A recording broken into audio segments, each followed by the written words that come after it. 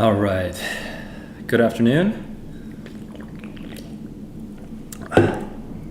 It's Friday, April 22nd, 3 p.m. here in New York, where I am. And welcome to another SAT Solved Live. Today I'll be going over the April 2018 school day test, which we have, which you can find in the descriptions below. So I'm gonna pull this up real quick. So that's the answers that I'm gonna use later on. But there we go. This is my iPad. So I'm opening it up.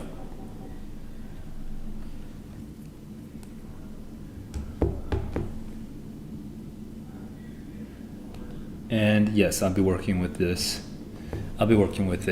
test in just a moment. It should just double check how my battery is doing. Okay, 27% is good enough to do the test. And today, one big difference in the way I'm going to be streaming today is that I won't be doing summaries after I read. So I'll see how this changes. If some of you guys really miss the summaries, please let me know.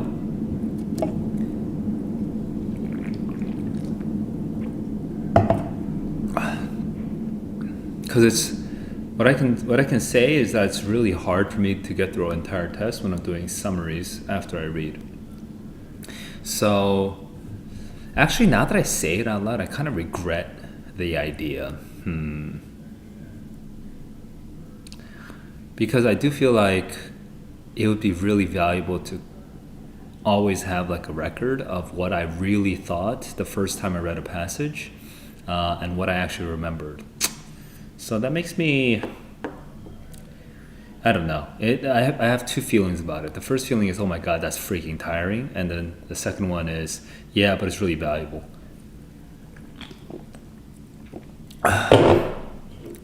You know what though, I do want to finish this in 3 hours, so I'm gonna try. I'm just gonna try to keep things like a little lighthearted, a little like roughly explained. Try not to be too academic or pedantic about my explanations, and see if I can just manage it that way. Last time I tried this, it didn't work, so I feel like I'm just gonna fail again if I don't have a specific strategy for it. But I guess one thing I could try to do is just keep track of time when I'm beginning my summaries and ending my summaries, just to see how long I'm actually summarizing the passage. Okay, so today I will still do the summaries, but I'll just try to keep it short. A quick update about yesterday. Yesterday I was intending to stream 2018 April School Day. Okay, yesterday as in Thursday, but my body was just not feeling great, and also my throat was feeling scratchy. So I felt like if I did another stream, it would really just like ruin me. So today I feel better than yesterday. I still don't feel 100%, but I do feel better than yesterday, so it's good enough to get going. All right, and with that, I think we can get right into the test. So that's April 2018. Let me just update my, the sidebar.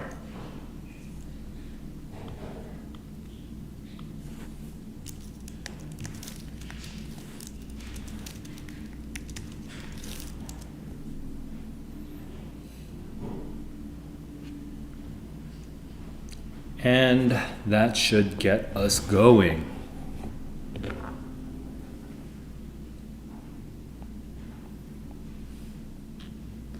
Lost track of what I'm doing. Okay, here we go. All right, so I'm a little mellow today. Sorry, my energy level is not as high as usual, but I think it's more important to just keep the rhythm going. So I want to keep trying to stream every day. Next week my stream schedule might change a little, because this week it is just tough streaming like this every day. So I want to be more realistic about it. But for now, I'm going to be streaming today, and I'm aiming to stream tomorrow morning as well. Okay, guys, here we go. 3, 2, oh, I forgot to set up my timer. Okay, 1, 2, 3. All right, so my stopwatch is on with guided access. Here we go. 3, 2, 1, let's go.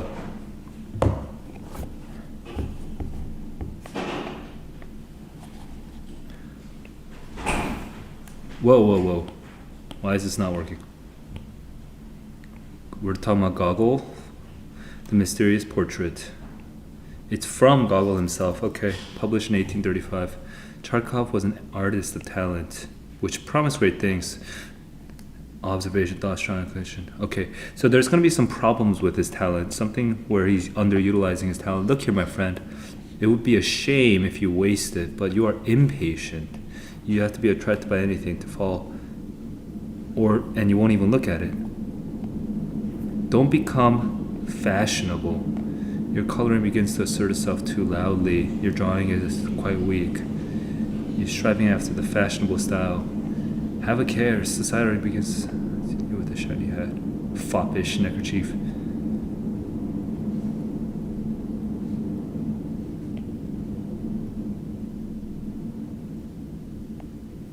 He was partly right. Interesting.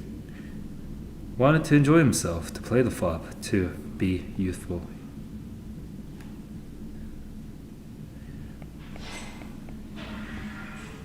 And could not tear himself from it. Okay, the professor was being too harsh. Raphael had a bunch of depths. Oh wait, no. Raphael Charkov is okay. Okay. Sorry, Charkov did not fully understand Raphael's stats. He was still developing. And okay, these are all artists.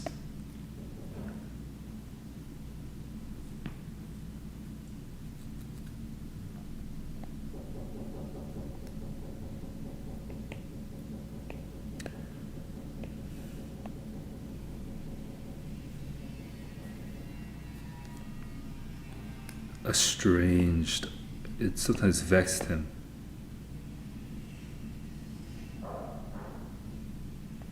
This sounds like Van Gogh.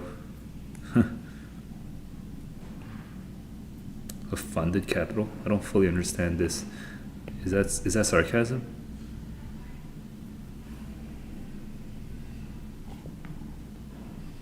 But he's into like vivid and sharp pictures, not this sort of impressionistic stuff.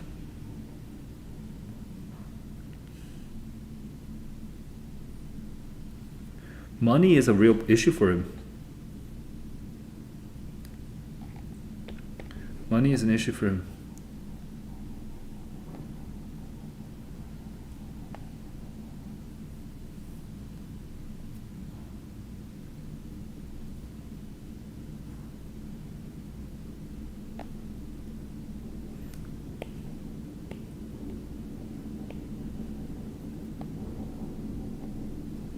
He sometimes wants to give up. Let's see. I have to reread this because I kind of zoned out. He was now he was almost in this frame of mind of sort of being envious. Yes, to be patient, he exclaimed with vexation. But there's an end to patience. Be patient, but what money have I to buy dinner with?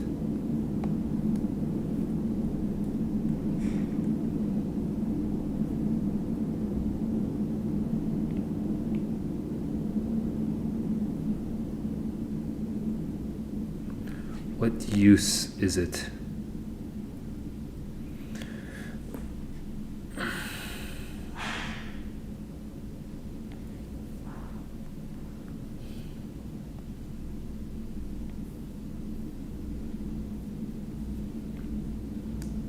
Though it is better than the portraits by any, he's better than the fashionable artists. And have money too, like them. Cool. 425. And one big. This is the big transition where we start seeing his complaints. Stop the time. And here's my summary right now, okay? So without looking at the passage, I'm going to put my iPad to the side, just looking at the camera. So here's what happens in this story. Okay, right now it's 3:26. I'm going to try to keep my summaries a little shorter but detailed. So we have Charkov. His professor thinks he's wasting his talent. That's the whole first column, basically. And he's wasting his talent by pursuing fashionable tastes, fashionable art, and even dressing and acting like a fashionable person. Okay? Starting from the bottom of the left column, moving to the top of the right column, we see that actually Charkov disagrees. He's like, no, you're partly right, but the thing is, he wants to enjoy himself, but also he wants to, he doesn't fully. And by the way, this narrator is not 100% on Charkov's side. So, but he doesn't fully understand Raphael. He's still developing, right? He's still developing as an artist.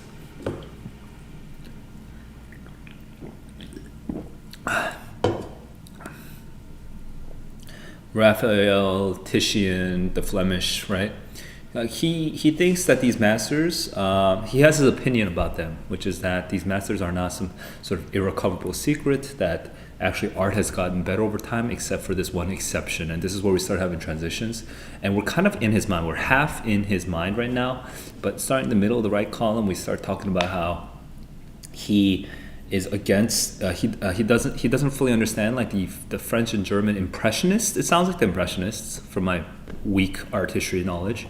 The French and Germans who were like blotchy in their style, and then we actually start talking about, so what if he pursues fashion? He needs money, and he gets depressed sometimes thinking about how little money he has when there are other people when he can't sell anything. And this moves on into a third column, but basically when if he tries to sell anything, he wouldn't really get anything for it. He wouldn't get much money for it. He's almost in this mood at this time. And he kind of just envies the people who can make money and be fashionable and stuff, even though they're not as talented as him. He feels like he's just learning, crafting, and like improving. But all of his sketches just feel like trial sketches. Like he's just learning. He's not actually making any money yet. So that is my summary. All right. I want you to compare what your summary was with mine. So when you watch these videos, I strongly recommend that you pause before I do my summary. I forgot to say this beforehand, but pause the video, do your summary, and then listen to my summary afterwards, and then see what was similar and what was different. If there was something similar, I'm curious, guys, if you do watch this later on, how was your summary similar to mine? How was your summary different from mine? Leave them in the comments below. I'm kind of curious what your summaries were like. All right, here we go. We're moving. I'm at 440 now. Let's go.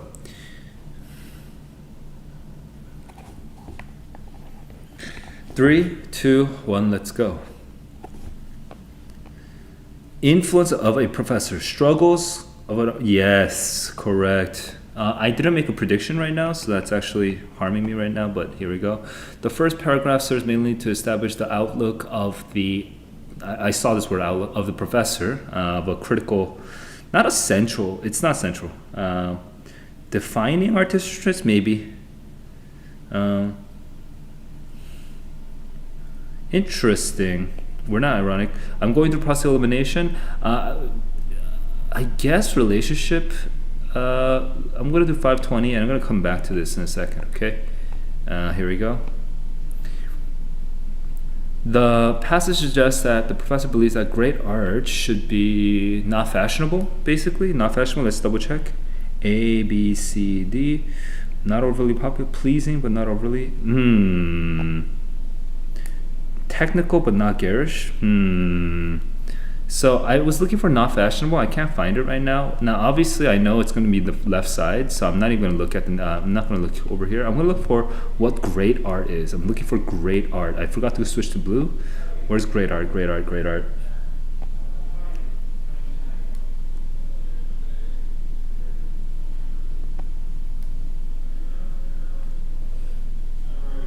His great things.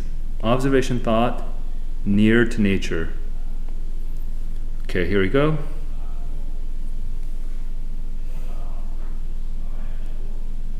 Whew. And then we have something to do with, don't be too loud. Don't be too loud. Don't be too fashionable. Let others amass money.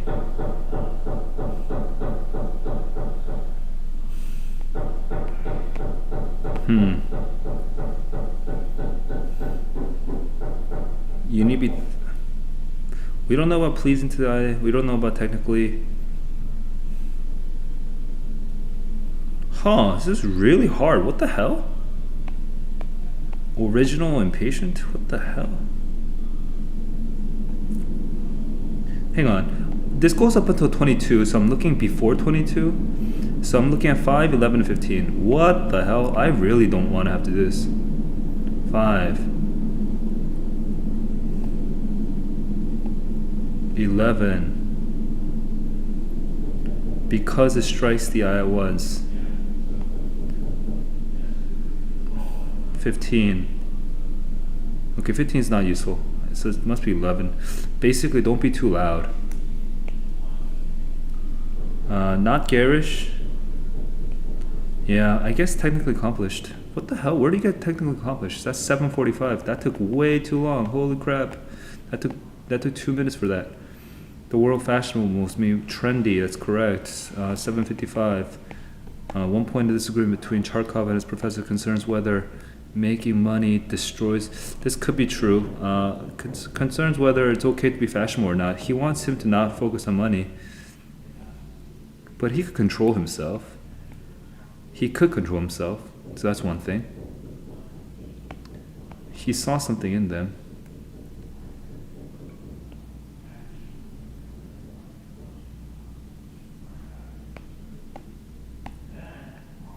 Okay, are capable of? No.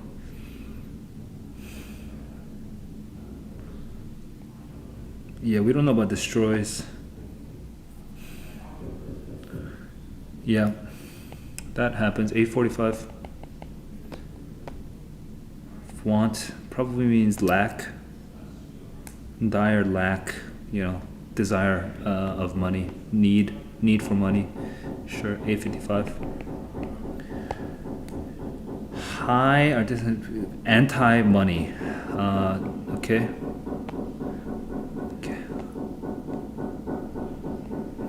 Anti-money. It's laborious and does not provide enough money. That's at the bottom, right? That's at the bottom? That's 65, up until 65?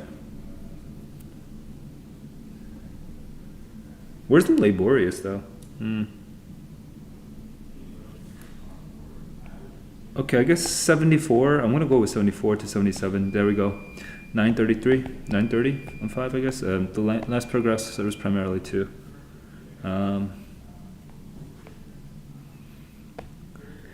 his voices concerns, his struggles, his anguish. Catalog is a little off, but yeah. Frustrations, yeah. Yeah. I guess he's like kind of listing it off. All right, 10. And then I'm gonna come back to this one. Relationship. Defining artistic traits. I don't know if defining is right. It's a little tough. Look here, this is the first paragraph? Oh my god, first paragraph. That's the first paragraph. I misremembered it. That is defining. Okay, so that's 10:35. Stop.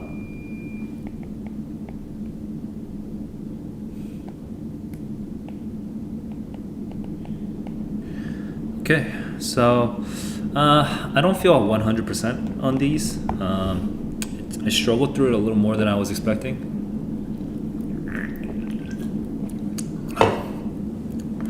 My summary was pretty solid. I feel like I read it okay. The only part that I didn't really read very well is some of this part and like this part. So it was a little fuzzy. And then did I zone out over here at the bottom? I did. So I can tell, yeah, I'm definitely not 100% right now. But was I misunderstanding? I guess I didn't fully realize the money thing over here. Over here, down here. Where's the money? Let others amass money. Your own will not fail you, right? Be patient. Think out every piece of work. Discard your foppishness. Hang on. I'm just double checking 3 and 4 now. Morals is so crazy. All right. Anyway, I probably shouldn't have double checked because for that I should be timing myself. Yeah, I feel a little weird. I don't feel amazing. So today I might have to just sort of relent and let myself only do 3 passages because I don't feel great. Like this is not like my best showing. But I feel like I should have all of these questions right, 10 out of 10. For me to really increase confidence, I would have to go and start the time and double check, but I don't think it's worth it. On the real test, I would just stop and move on.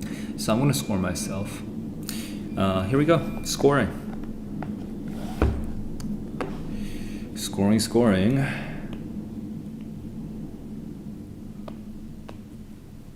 I chose B, C, A, B, B, C. B, C, A, B, B, C. Cool. And then A, D, D, C. A, D, D, C. All right, 10 out of 10.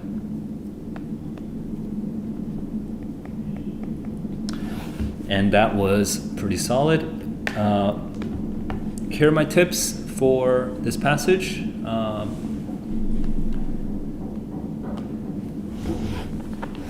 Wait, let me just double check what the hard questions were. But sometimes, like, my tips should really be based on just reading it well rather than on, like, what the question, like, you don't know what the questions will be beforehand. So you kind of just need to learn to read strongly. But I think the main thing is we get 3 voices right now, right? So it's good to know that there's basically 3 voices. This is the narrator. This is the professor. This is the narrator again. Okay. All the way down here, this is the narrator. And then this is Charkov himself. Okay. So it's good to be sort of. It's almost similar to a 2 passage where a dual passage where you're comparing different perspectives. It's almost similar to that. Just be aware that the narrator has their own perspective on Charkov, which is not necessarily the same as either the professor or Charkov's himself. Okay, that might be a little advanced for some of you, though. You know, some of you guys might not feel pretty comfortable navigating this, especially because you only get 1 literature passage per test, so you don't even get to practice it that much. But the advanced fiction, like more like simple fiction, always has the narrative be like 100% on like the protagonist's side. Okay, but fiction can become, with one of the ways of increasing the complexity of fiction is by considering multiple perspectives, right? And the narrator, him or herself, can have his or her own perspective. So as you go into like, you know, junior year, senior year, or even college for your literature analyses, you know, one of the things that you should pay attention to if you really want to appreciate literature more is like the mastery of different perspectives in a work of art. And the reason this is valuable is because just look around in your daily life, right? How many people do you see day to day that can actually consider multiple people's motivations, their backgrounds, their perspectives, and just think about them simultaneously, right? It's like, oh, this person wants that and this person wants that. They're fighting right now, but, you know, they both have their own stories of why they're of what what they're about, right? Like it takes a lot of maturity and a lot of not just emotional but also a lot of intellectual capacity to be able to imagine different people's stories in the world around us. So it is a sort of crucial feature of intellectual growth, moral growth, emotional growth, and also artistic accomplishment. So fiction was not always this complex. If you listen to, maybe it's always complex. There's always good storytellers, but I guess there's bad fiction too. There's bad fiction that doesn't really consider people's perspectives. So this is like one of those. This is one of the characteristics of good fiction. So yeah, pay attention to different perspectives. Here. Then, in particular, pay attention to the concession, and then, hang on, this one's a little hard. So, you know what? This is easier if I just do all the buts. Pay attention to all the concession, disagreement, concession, disagreement, concession, disagreement. He could control himself.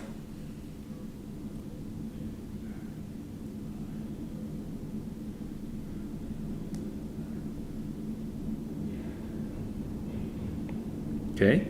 Yeah, he did. So, yeah, he was foppish sometimes, but he could control himself.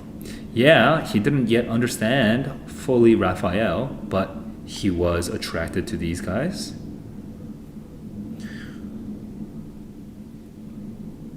Yeah, he didn't fully understand these masters, but he saw something in them.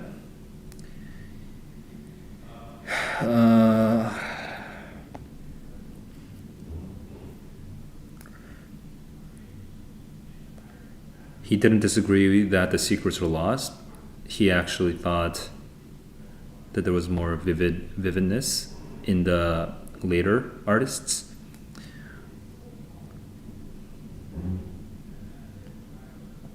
And then this final transition to the money.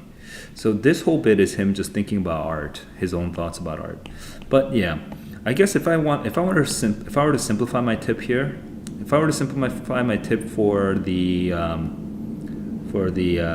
second part, I would actually emphasize not this. Okay, I would emphasize not this.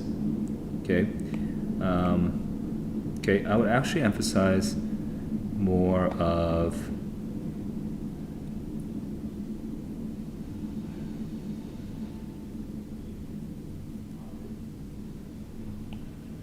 this transition right here, because this is when we start transitioning into, the before line 47, we're kind of just addressing kind of the superficial points of the professor, but the real heart of the whole story is how he really needs money. He really wants money. He really wants money. He doesn't have a lot of money. He really wants money, and this is the big transition. When he's really in his work, he can fall in love with it and completely forget how hungry he is. But when dire want arrives, and then after this, we start transitioning into his voice himself, Charkov over here, right? So you need to, if you really only got one transition, it would be like, there's pretty obvious transition over here, right? There's a minor transition over here, right? But this is the big transition right here. This is the big transition you need to get right here, okay? That's the most important transition to pick up on. After that, I think you should be pretty set. And might as well just say narrator, professor, narrator, professor, narrator. Okay. All right, that is the first passage. Moving on.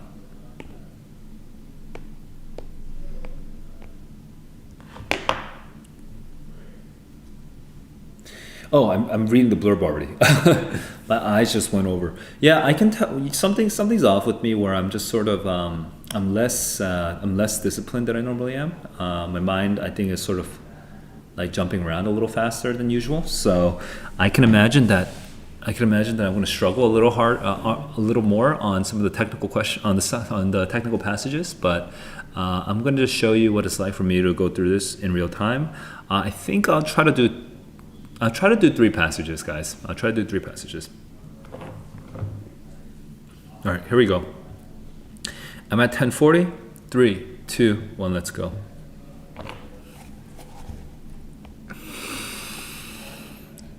Remember that?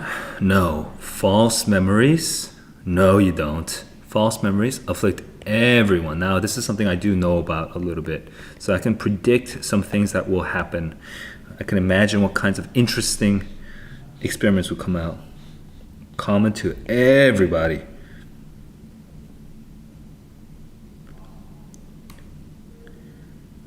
When you are actually home with the flu, but sometimes they have real implications, okay? Mere curiosity versus real implications. Like innocent people, for example, have gone to jail, for example. That sucks, right?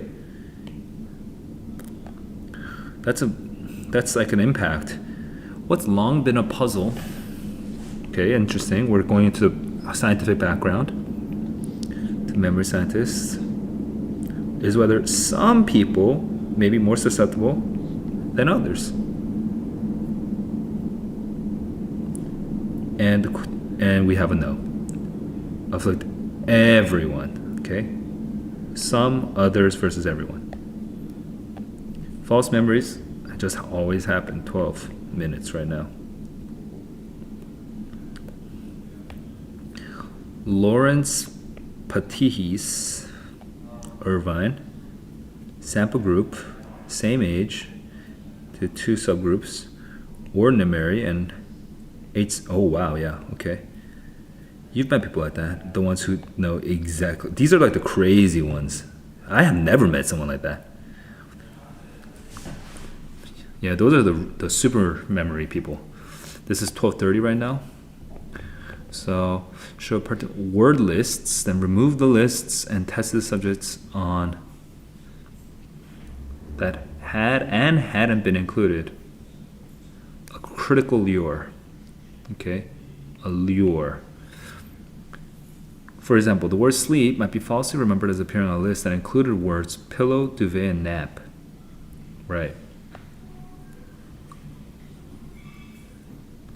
All fell for the lures. At least 8 such errors per person. So some tallied as many as 20. Okay, so this is interesting. Wow. 8 to 20. Both groups, hang on, 13, 15. Notice I'm slowing down a little. Performed unreliably when shown photographs and fed information to make them think they'd seen details.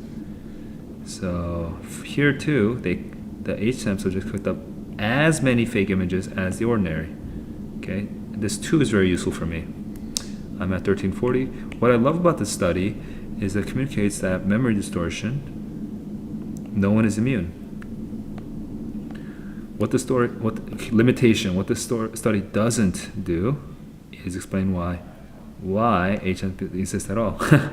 Okay.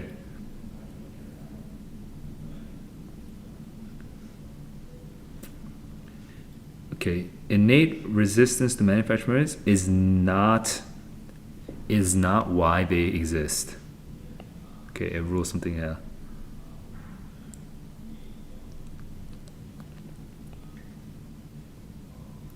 Okay, this is the secret sauce is the why. Fragile, malleable, prone to errors for all of us. 1425.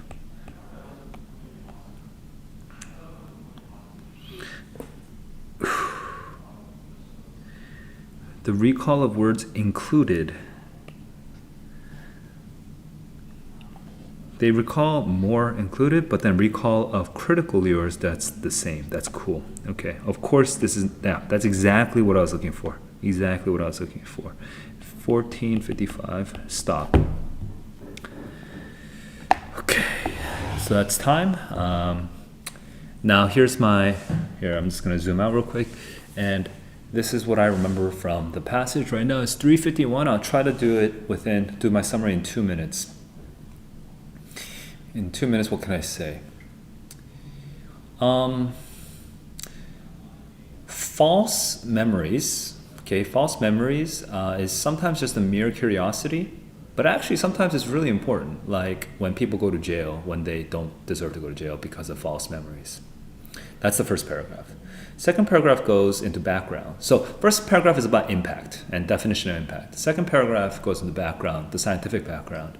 Like we've long wondered why, whether it only affects some people or all people, right? Or maybe it affects people.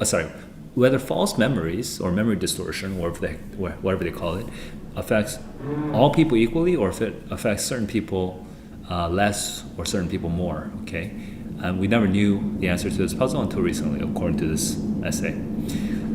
So the third paragraph is then we get into. So then the second paragraph says no, it affects. This is the hypothesis that was confirmed. No, it affects everybody. It affects everybody equally. And the third paragraph and on is where we start defining, designing the experiment. So we talk about this UC Irvine PL guy, PL or LP or something like that. And they designed this experiment where they had two groups, the regular people and then the HSAM people, like super memory, people with like super memory, okay? And they just checked. How well do they do on the first experiment? The first experiment is give them a bunch of words and then quiz them on how many words they recall from that word list, but also mix in words that are not from that word list but are similar, okay, similar, and see how many fake memories you can bring up. Turns out on both sides, they, like all of them, falsely remembered the similar lure words as well. They did the same thing with images. That was the second experiment. It could be two experiments in the same study, but it's the second experiment. And then after that, we're on the second column now, in the second page now. It starts talking about how this study shows that all people are affected, but it doesn't show why HSAM people even exist. It shows why they don't exist for one reason, okay? One reason that HSAM people might have existed before this experiment is that, as a hypothesis, is that maybe they had better resistance against false memory, which might be helpful evolutionarily for some reason, right? But it turns out that's not why HSAM people exist, okay? Why this genetic trait has developed. So it's probably some other reason, and we still need to figure it out. And that's the end of that passage. Okay, how well did you remember the story? Sorry, the passage compared to me. All right, the parts that I remembered that were similar to what you remembered, and the parts that were dissimilar to what you remembered, I'm very curious about. If you did do the exercise where you pause this video, you try to summarize it on your own, and then you compare it with me, please leave a comment below. I'm kind of curious what happened. All right, that is the passage. Here we go to the questions. All right, I'm at 14:55. 3, 2, 1, let's go. Curiosity, a mere curiosity. That's line 7. Mere curiosity, mere interesting phenomenon, mere oddity. Yeah. Okay, that's 15:10. False memories, reasonably be inferred. False memories, everyone has them. So even the best memory have them. And also,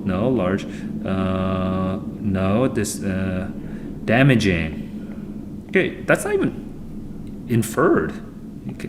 Is that just explicitly there, I think, right? Am I wrong?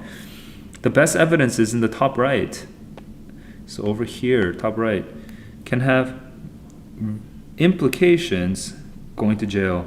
I guess, so that's 8, 9, 10. 8, 9, 10, 8, 9, 10. Okay. What's 17 to 19? Just double checking. 17 to 19. Nope, yeah, that doesn't help. I should not have even double checked. That's exactly what I was looking for anyway. 16. Here we go.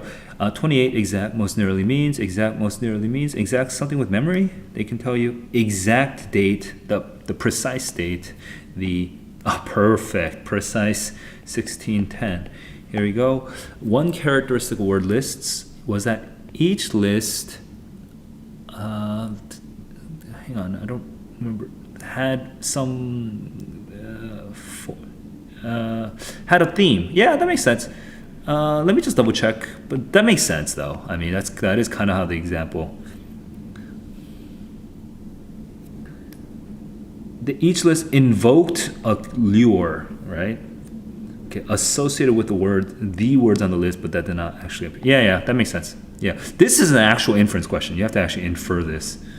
The questions are written kind of backwards. Excuse me. Study led by Patihis be inferred. How? What information can we infer about the study? I can't predict right now. I'm gonna look at ABCD and see what works. Its goal has been questioned. No, I don't remember other responses. Not a surprise. I don't remember this. Methodology was not innovative. No. A definitive resolution. Yes, I am pretty sure it's definitive. Decisive. No. Okay. But I don't like the question. I don't like how.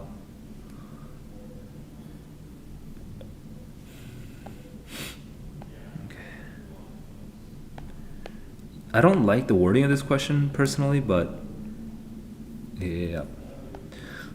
I wasn't paying attention, but yeah, here is that communicate something. Wait, do they have? Okay, it's all from the second half of the passage, so I'm going to look at that. So from 50 to 54 is basically what I'm looking at. Okay, so I'm going to, and no one stopped. So 18, 25, and I'm pretty happy with this. I'll stop really quickly to explain what I'm thinking, because I'm stumbling over my words while trying to explain in real time. But I just paused just to say the sentence, which is, one of the reasons that you know that is a definitive resolution in context of the passage, okay, because you're paying attention just to this passage only, okay, is that there's no objections, okay? There are no objections in the discussion part of this passage. There are no objections to the conclusions. No one's nitpicking the methodology or the conclusions of this passage. All there is a scope issue of what the study doesn't do and does do, okay?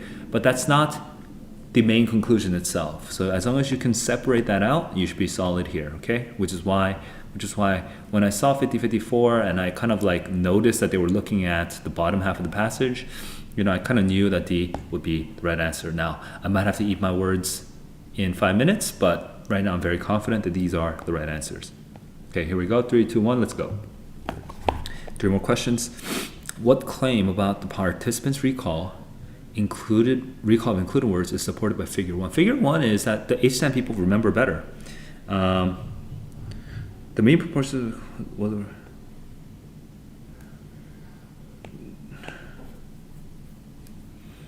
okay, figure 1 is that now I have to look at the numbers, but it's over 0.7 with HSAM, so it's not the first one. Okay, so that's 19:05, including my writing time. Okay, figure 1 and figure 2 together support which conclusions about with ordinary memory? Together, hang on, let's just double check. I have to look at the numbers in this case. 0.6 and 0.7. Wow, they actually remember the wrong words more frequently. Yeah, that's actually really surprising. 1935.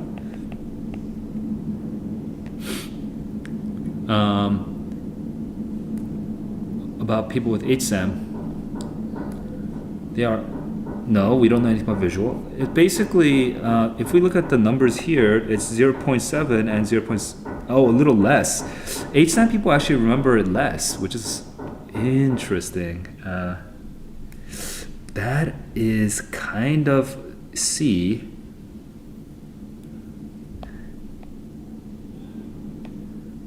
But that C is a little sketchy right now. Yeah, D is better. D is better. Okay. 2025. Stop. Now, I don't need to go back to any of the questions. I'm confident in all of them, so I'm gonna score them right away. So yeah, actually it's good to be more efficient with my explanations. So I'm just gonna score first and then do all my explanations afterwards. Here we go. All right, I chose for 11 through 15, CD, CAC. CD, CAC are correct. Then I chose DA. And then, what number was that? 16, DA. And then over here, I need to zoom in on this. This is hard to read. And then over here it says BA. Oh, wait, hang on. Apparently it's BA. Apparently it's BA. Interesting. I said I was very confident on that one, but here we go. BA. And then I chose BCD, and BCD are correct. All right, so I got 9 out of 10. 9 out of 10. Now, I'm going to go through these questions one by one first.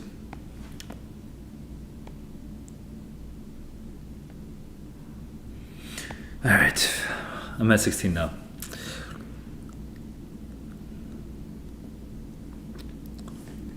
To certain scientists, 50-54. Oh my God.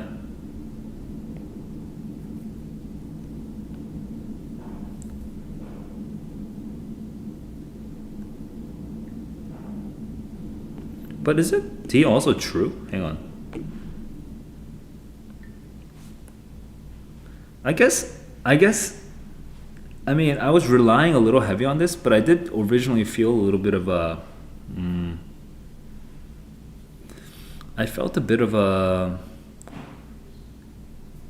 awkwardness about that, but I justified it with A, and let me see.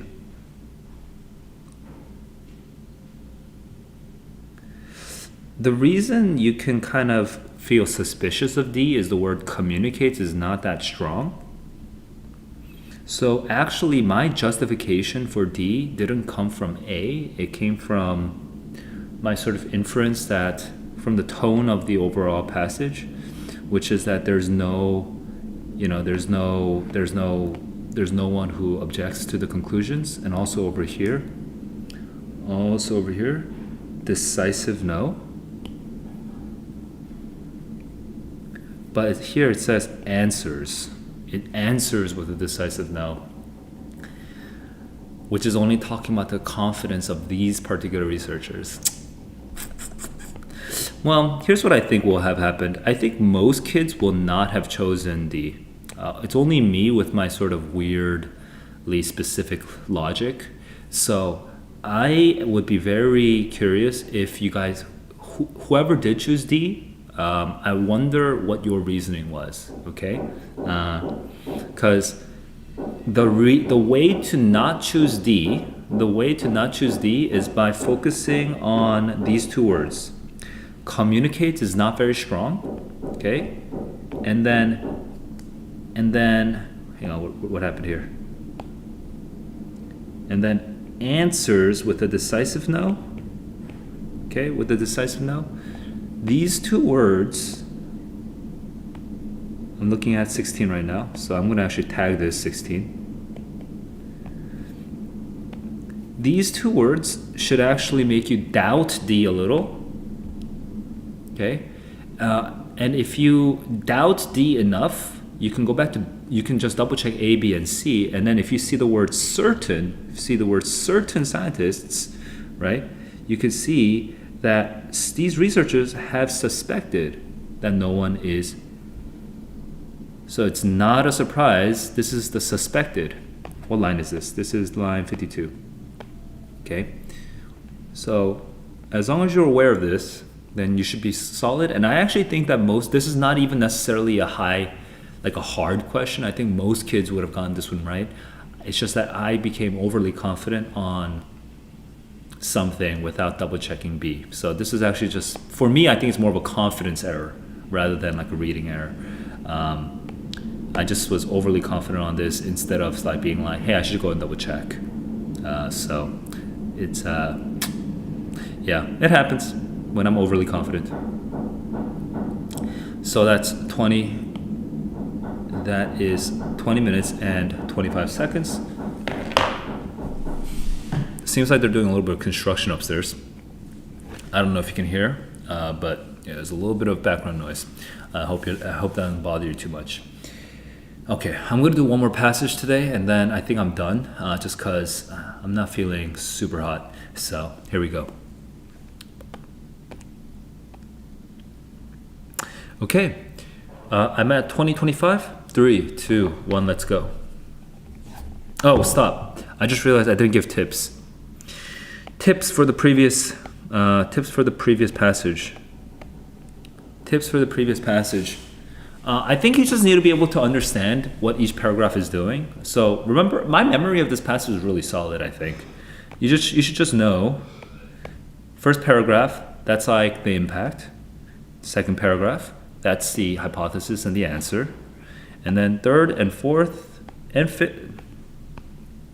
Third and fourth are the experiment design, okay?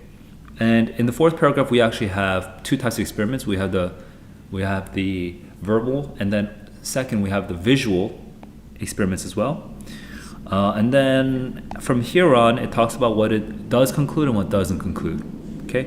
As long as you sort of caught onto that, and you sort of knew that general structure, you should be good. Oh, the same thing also, when you're reading the graphs, you should read the graphs first, at least if you want to try my approach. My approach is based on reading first.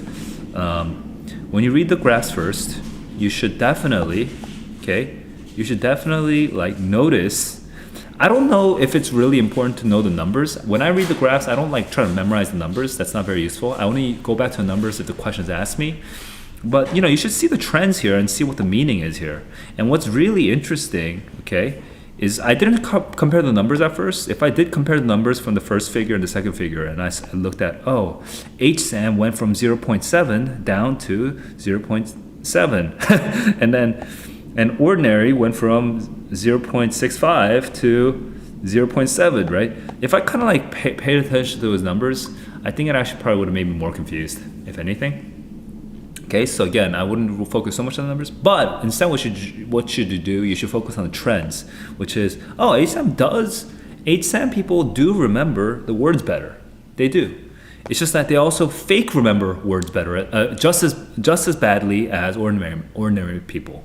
So that's just an interesting difference. The other difference is that they don't remember words better, like way, way, way better. It's 65% versus 75%. I mean, it is better. It is better, but it's not like a crazy big difference. It's not 75% versus like. Maybe it's just the structure of it's like the experiment design where they just say, was this word on the list? And then you say yes or no, and then everyone's just saying yes to everything. But basically they do seem to remember it better. So just pay attention to that difference. Yep, I think those are my tips, at least for the passage. If you have your own tips, share them for the world to know in the comments below. Let's go into passage 3. Here we go. 3, 2, 1, let's go. Beanstalk. Interesting. Beanstalk. Beanstalk. So we're talking about how plants have an internet to raise alarm. They actually speak with each other. But David Johnson believes that they do have an internet with fungal hyphae standing in as the Wi-Fi. And this internet alerts danger. Okay? Okay, danger, danger, danger. And the danger here is the aphids.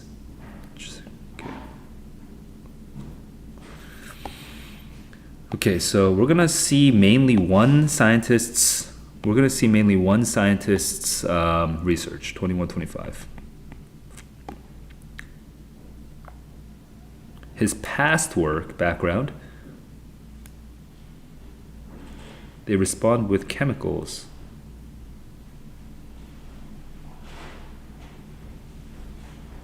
He did not know, however, whether the message could spread.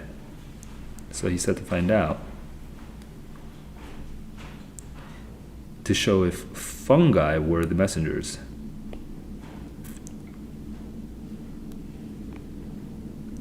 Here's the experiment design.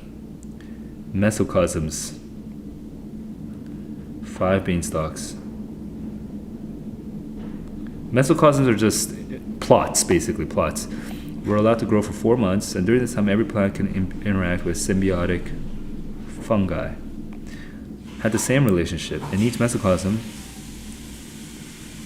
So the relationship with the fungi is kind of important here. Okay. A mesh. Okay, so it's penetrated by holes. 2 smalls for roots or hyphae. Only for water and chemicals. Okay, so we have half a micron versus 40 micron for hyphae, but not roots. So there's the water group, the hyphae group, and then the roots group. Okay, there are 3 groups here. They were covered by bags that allowed carbon dioxide to move out, but stopped the passage of larger particles.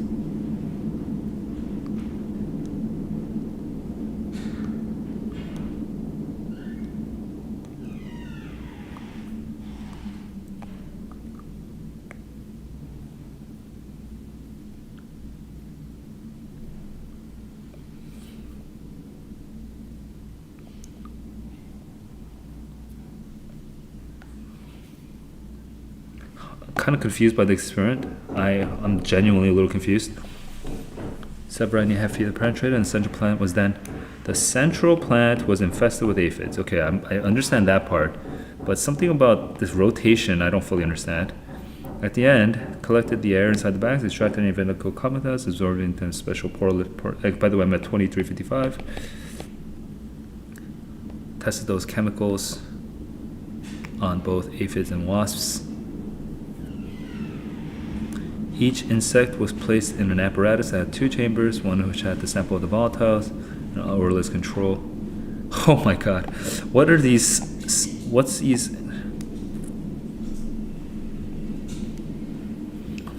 The air inside the bags extracted. Okay, by absorbing into special power test. Okay, so he extracted the chemicals from the air, and he tested it on the. Okay, he tested it. Wasp spent.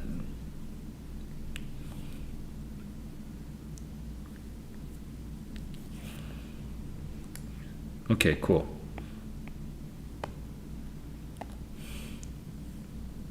That's what I was looking for. We're at 25 minutes.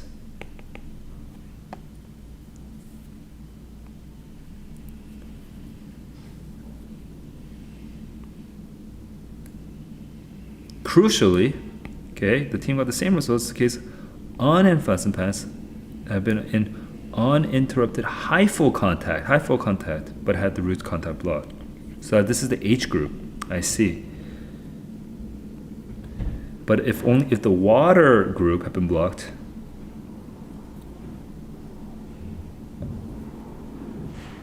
and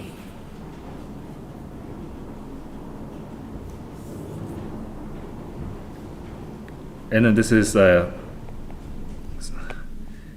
H group, but like a variation of the H group. So I'm going to call this H prime. The same pertain for odors of uninfested plants whose hypoconation are allowed to develop and then severed by the rotation of the mesh. Okay, so this H prime comes out later.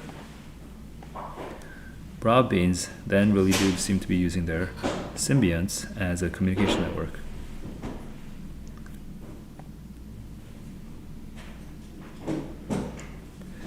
Wow, that's technical. I'm gonna come back to this part. All the plants were covered by bags that allow carbon. Okay, so this keeps the air in. Okay, this keeps the air in. Then 4 days from there, one of the 40 micron was rotated. So this is the H prime. Okay. Huh. Because 40 is the H prime. Okay, I see. Now we're at 2650. Stop. Man. So that's a tricky passage. Hang on, how long did that take me? That took me 6 minutes and 25 seconds. 6 minutes and 25 seconds to read.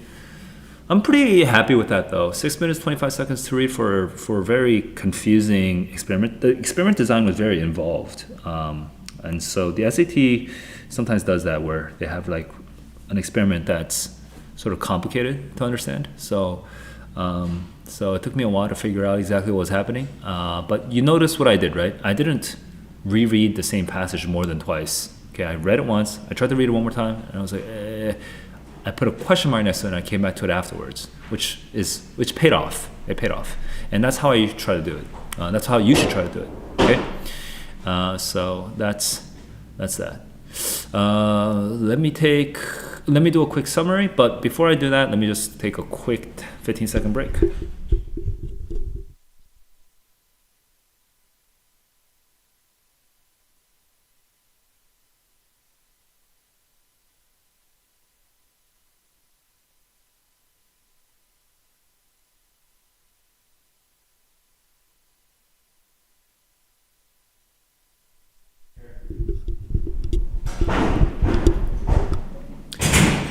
My brother's going off to a trip to Miami, so just need to say bye.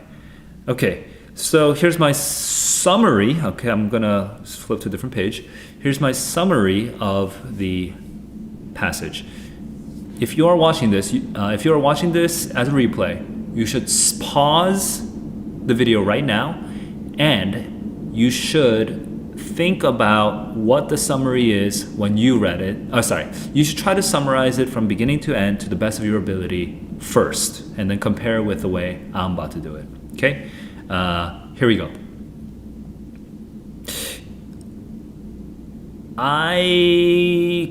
Let's see. Broad beans. There's this guy, DJ. Okay, DJ. I forgot his name, but there's this guy, DJ. This researcher discovers that fungi actually, I forget what the first paragraph was, but basically the second paragraph is DJ had been curious about how he'd been researching how, there's like volatile chemicals or whatever that like attracts aphid eating wasps and repels aphids, but he wasn't sure if these volatiles when they were produced, they have this effect. Whether these fungi were actually not the fungi. Whether the beans were actually communicating with the other beans, okay, through fungi, to let them know that they should also be releasing volatiles. So the beans are the ones releasing the volatiles, but are they communicating with each other? So the first paragraph was actually about the internet metaphor. It was setting up the internet metaphor and explaining the whole thesis, the hypothesis, I mean. So he had been curious about this, and so he set up an experiment. And then the rest of this whole essay is just experiment design. And the very bottom, it barely tells me, like it barely just gets into just results only, okay? But all of it is experiment design basically after this point. And so what's the experiment? The experiment is, first, make some plots, these mesocosms or something like that. Make some plots, okay, a bunch of plots. And then he divides them into 3 types, okay? There are these subatom. There are these 3 types of plots. The first is, I'm going to go backwards order, but the actual experiment tells it in reverse of what I'm going to say, okay? But the first is you just let the beans grow by themselves. The second is put a 40 micron mesh around them so that their roots cannot penetrate, okay? But these hyphae, which is like this fungus thing, okay, can penetrate, as well as water. So that's the hyphae group. Okay, the first group can have roots that penetrate, and hyphae, and water. The second group can only have hyphae and water penetrate. And the third group have 0.5 micron mesh. And so for them, neither the hyphae nor the roots can penetrate, only the water can penetrate. Complicated. But there are these three groups, and you let them grow for like 4 or 5 weeks or something like that. Say that's my memory. What's up, Dark? You let them grow for like 4 or 5 weeks, and then you put them in a bag and you let them sort of let out these chemicals, okay? And when you put them in the bag, I think for half of them you're bothering them with aphids, and the other half you're not bothering them with aphids. You just let them alone, something like that, okay? Ooh, so that's actually 6 different groups now. But on top of these 6 different groups, there's this other group where you like turn them upside down, and then like you interrupt the hyphaes. So maybe, is that 12 groups? I have no idea. It's freaking confusing. That part I don't understand. But basically, the whole point of flipping them upside down and then and interrupting the hyphae is to see if the hyphae can communicate to the other groups or something. Something like that. Okay. But regardless of that particular detail, which I don't fully understand, okay, we get into the right side column and we learn the real results. And the results are in the right column. If you let the roots grow, okay, and the hyphae, then it will be able to communicate. These beans will be able to communicate when the aphids come. If you let the hyphae grow, the beans will still be able to communicate. If you cut off the hyphae, now the beans will no longer be able to communicate with the other ones when the aphids come. Okay, and so there's actually adverse effects for that. That's what I remember. Okay, very technical. The experiment design is very hard and hard to understand. But at least I got the. But I only spent 6 minutes and 25 seconds on it. I didn't spend much more than that. So out of 13 minutes, I spent exactly half on it, and I have a pretty decent memory of it. So I think I'm pretty confident going into the questions now, okay? Because now I know where these passages, like what parts of the passage, okay, is it the top left, top right, bottom right, that certain ideas come out. I kind of know where they are. So when I go into the questions, I should be able to look at the question stem, and I should be able to predict the answer, or if I can't predict the answer, I should be able to quickly scan the passage, identify the area that it's supposed to be at, and then come back to the question stem and then predict the answer pretty quickly. So I'm going to do that now. But now, you've heard my summary. Hopefully you checked against your own summary of the passage. Tell me how you did, okay? Tell me if you remembered things that I didn't remember. I'd be really curious what stuck out to you. Also, tell me the things that I remembered that you also equally remembered. If we remembered the same thing, that feels good. So I'd be curious what that was. All right, now I'm going to go into the questions. I'm starting time again. Just give me a sec to set up my pencil again. All right, here we go. I'm at 2650. Ooh, I'm starting to slouch. Okay, here, let me sit up. All right, 2650, question 21. 3, 2, 1, let's go. The main purpose of the passage is to talk about the mechanisms of this particular experiment that it shows that an ongoing problem. No, that seems wrong. An experiment, a particular conclusion. Perfect. 2710. The first paragraph introduces a subsequent discussion mainly by setting up an analogy, okay, a sort of extended metaphor. Analogy, yes. 2725. The passage suggests that in designing, I just read the full sentence, okay, and that's perfect. That answer is perfectly correct. I'm not even double check ABD. The passage suggests that in designing the experiment, Johnson relied on the fact that the hyphae would be the primary mechanism that he's focusing on. That feels kind of weird. Yeah. Noxious chemicals, yeah. He did rely on this because he doesn't know this. He. This is not the fact, right? He doesn't know this. The fact that he does know is the volatile. But is it noxious? That's the only awkward thing. But yeah. But I feel like just by process elimination, I can choose this, so I can move on. I'm gonna double check noxious. It comes out over here. Where's volatiles? Volatiles.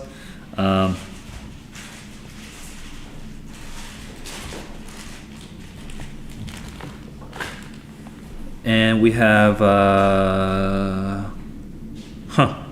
noxious? Is noxious the right word? I'm gonna go with it. I'm gonna move on. Okay, I spent 15 more seconds on it. Here we go. Based on the passage, what research question was the experiment mainly attempt to answer? Whether the fungal hyphae communicates. Okay? Yeah. So that's 29:05. That's 20 seconds. Here we go. Top right, top left. I mean. So 15 to 17. 15 to 17 basically. Just double checking. Yep. 29, 25. I'm not gonna double check all the other ones. Third and fourth primarily serve 2. Third and fourth primarily serve 2. This is starting at line 18. Okay. Third and fourth. Oh, I already talked about this, right? This is the experiment design. The setup, the initial setup. Okay, of like which groups he's setting up. Formulate the condition. Not evaluate.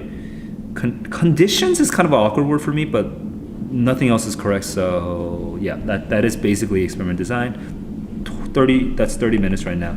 Okay. Line 50 control most nearly means. Line 50 control most nearly means. Control experiment like the variable like comparative element. Sure, that's kind of interesting. 30, 15. Moving on. Based on the passage, which factor is most likely responsible for the attraction to some of the uninfested plants? If you're uninfested, then there's no volatiles. If there's no volatiles,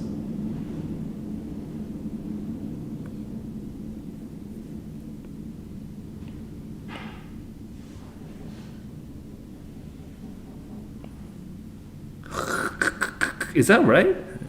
No, they did not imitate. No. The root systems? I feel like it has to be A from just process elimination. I'm going to come back to this. Okay, I'm going to come back to this. Just from process elimination, I got A, but that doesn't make me feel good.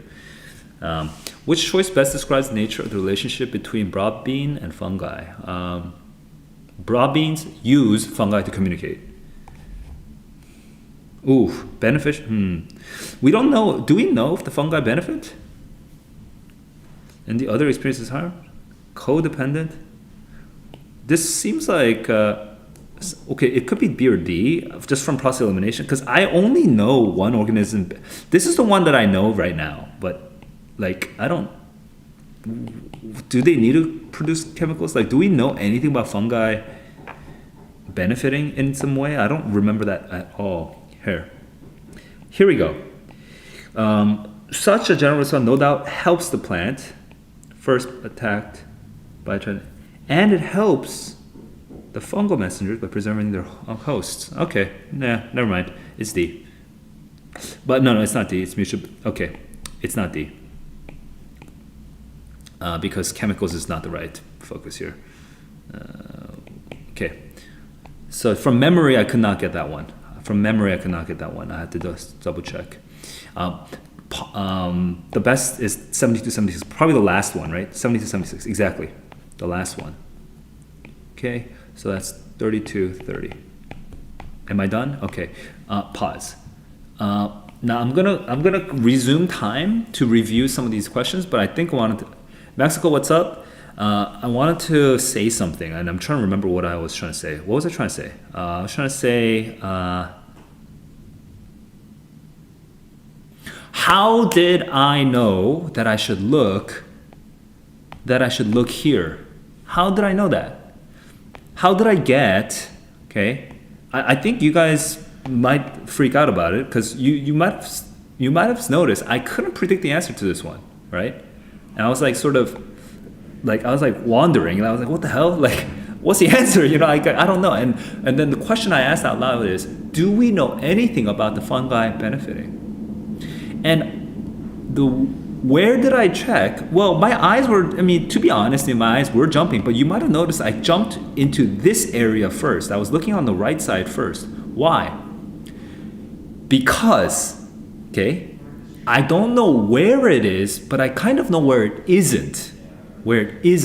And I know it isn't in this area. You know why I know it's not in that area? Because I read those areas really carefully. So what I was doing, okay, you guys should be able to predict my answer to this now. You guys should be able to guess what I'm about to say is, I was looking at the parts that I didn't read carefully. Okay, that's how I knew where to look. I didn't know that it would be here, but I knew that what I should do is I should look at the parts that I didn't read that carefully. Okay, so that's why I went to the end. Okay, so again, some of the most typical advice is that you shouldn't read the passage first, you should read the questions first. I continue to disagree with that advice. Instead, read the passage first, try to build the best map of the passage as possible, but also know where your fog of war is. Okay, in your map, you should at least be aware, oh, this is the part that I didn't read that well, or this is the part that I got confused on. So if you play video games, with video games with like a map dynamic, you know how there's like parts of the map that are like black, that you don't know what's there, right? That's the uncertainty. You should just know where the fog of war is, right? Where the fog is. As long as you know where the fog is, then you can at least go back and double check, right? So in a weird way, even though you don't understand it the first time, you can still know where to find the answer. So that's how I got 29A right away, even without knowing the answer. Okay. So that's what I want to get back on. I'm going to start time again because there's at least one question that I want to double check. So I'm going to start time. 3, 2, 1, let's go. Okay, this is me looking at the questions that I didn't. What was the one that I kind of got stuck on? Okay, 28. What factor is most likely? Aphis attraction to some of the uninfested. This is top right. Okay. The volatiles from infested plant attract. Okay. Crucially, if they've been in high flow contact with the infested one but had root contact blocked. Okay, cool.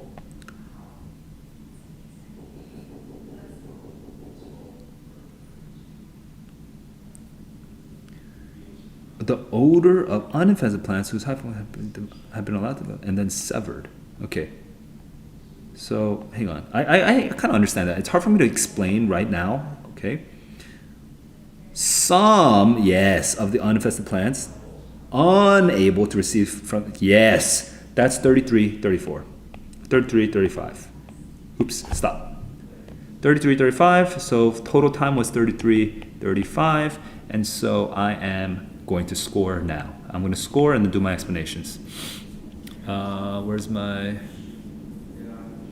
Okay, so the first is 21, so let's start with 21. 21 I chose B, 21B is correct. Then I chose CCC, CCC are correct. Then I chose ADCA, ADCA are correct. And then I chose AD, and 2930, AD are correct. What? Okay, no, never mind, sorry, I got confused. I thought this was supposed to have 11 questions, but it's 10. I got 10 out of 10 on passage 3. And I got 10 out of 10 on passage 3 in how many minutes? 13 minutes? 13 minutes and 15 seconds. Not amazing, but that's comfortable, okay? Because what that means is I did 10 minutes, 10 minutes, 13 minutes.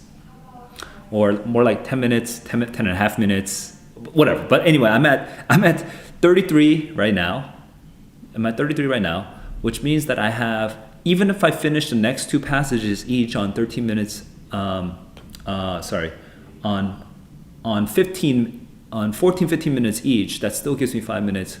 That still gives me 5 minutes at the end to double check anything. Okay, again, if you just flat even out, okay, 65 minutes over five passages, that's 13 each. Okay, that's 13 each. But realistically, I'm looking at more like 10 10, 13, 13 13, something like that. And then that gives me like 6 minutes to double check everything afterwards. Okay, now that doesn't realistically happen. It usually happens something more like 10 10, 13 15 15, and then I still get like a couple minutes afterwards. So just be aware that that's how that works. Okay, so I felt worse, and my brain was not very turned on for the first passage, and I feel like I'm getting a little bit sharper now. But I also don't feel like I don't know if I have enough energy to like finish all of this. So you know what? I'm gonna finish the reading. I'm gonna finish the reading. So guys, I feel like one of the things I really want to do is I want to prove to myself that I can do this stream of reading in 2 hours, okay, and writing in 1 hour. Like that's my sort of goal. I've just done three passages in an hour and 15 minutes ish. So I feel like I'm on track to finishing the reading in 2 hours, which means that I can prove to myself that I can do this whole stream in 3 hours instead of four. Okay. So yeah, let me just take a quick break and I'll be right back and I'll finish off the reading passages after a break.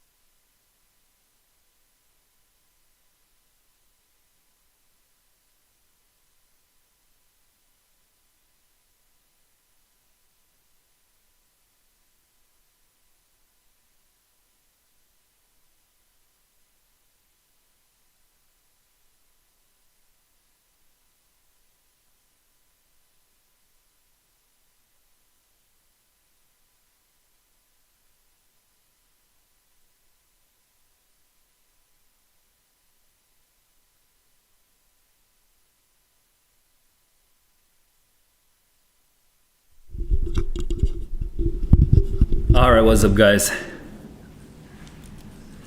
Okay, I am at 33 minutes and 40 seconds.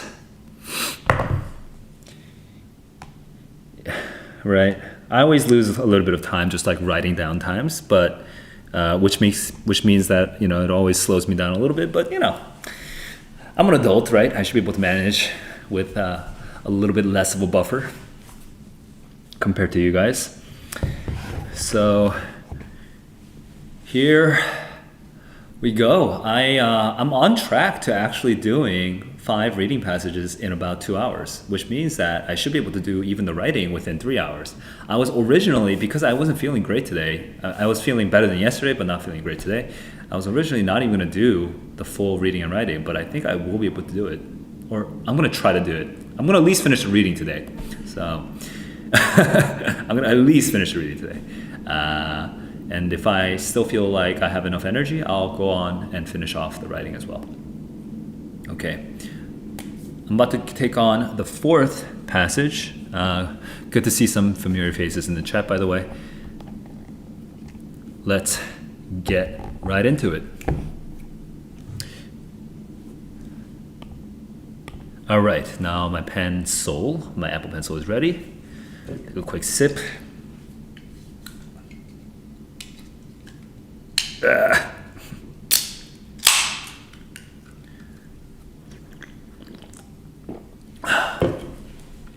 And here we go. 3, 2, 1, let's go.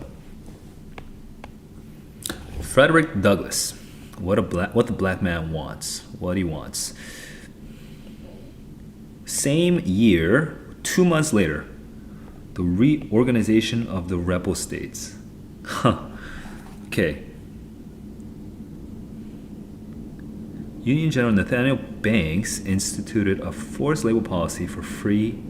Oh, in Louisiana. Oh, wow. Dana played a prominent role in debates about the status of southern states following the end of. Oh, wow. That is crazy. 34-15. Stop.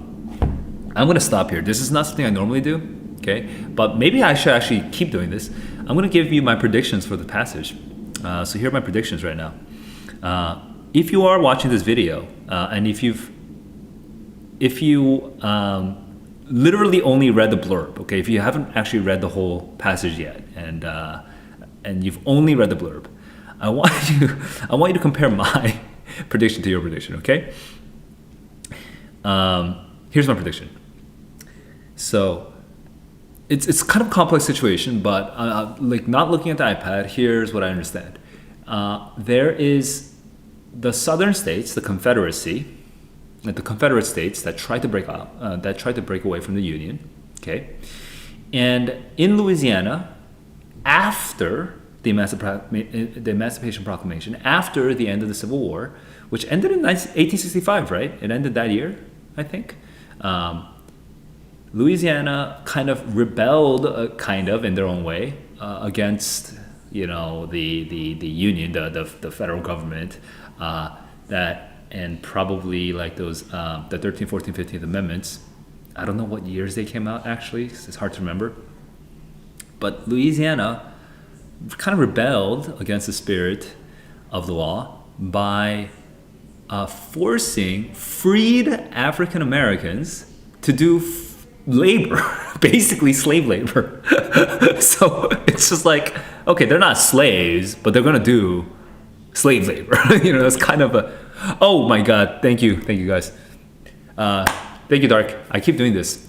I need a better solution to this somehow. I wonder what my problem is. You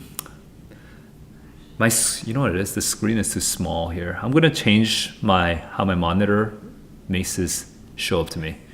Okay, that's better. So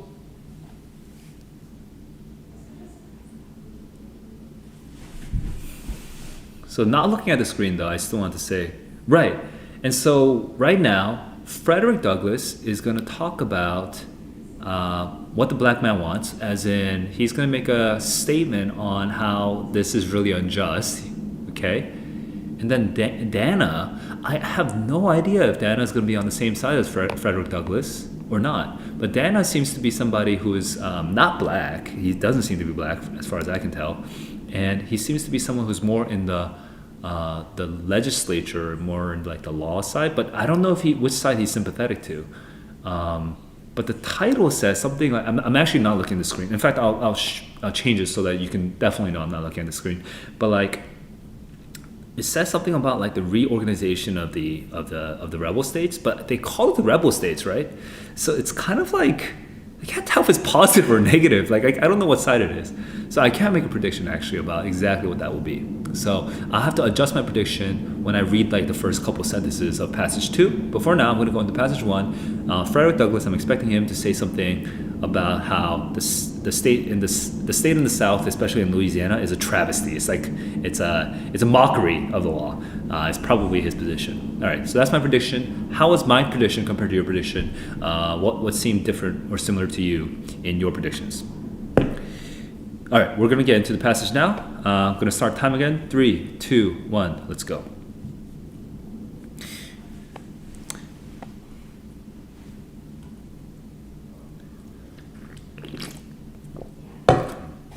Banks policy. Hang on.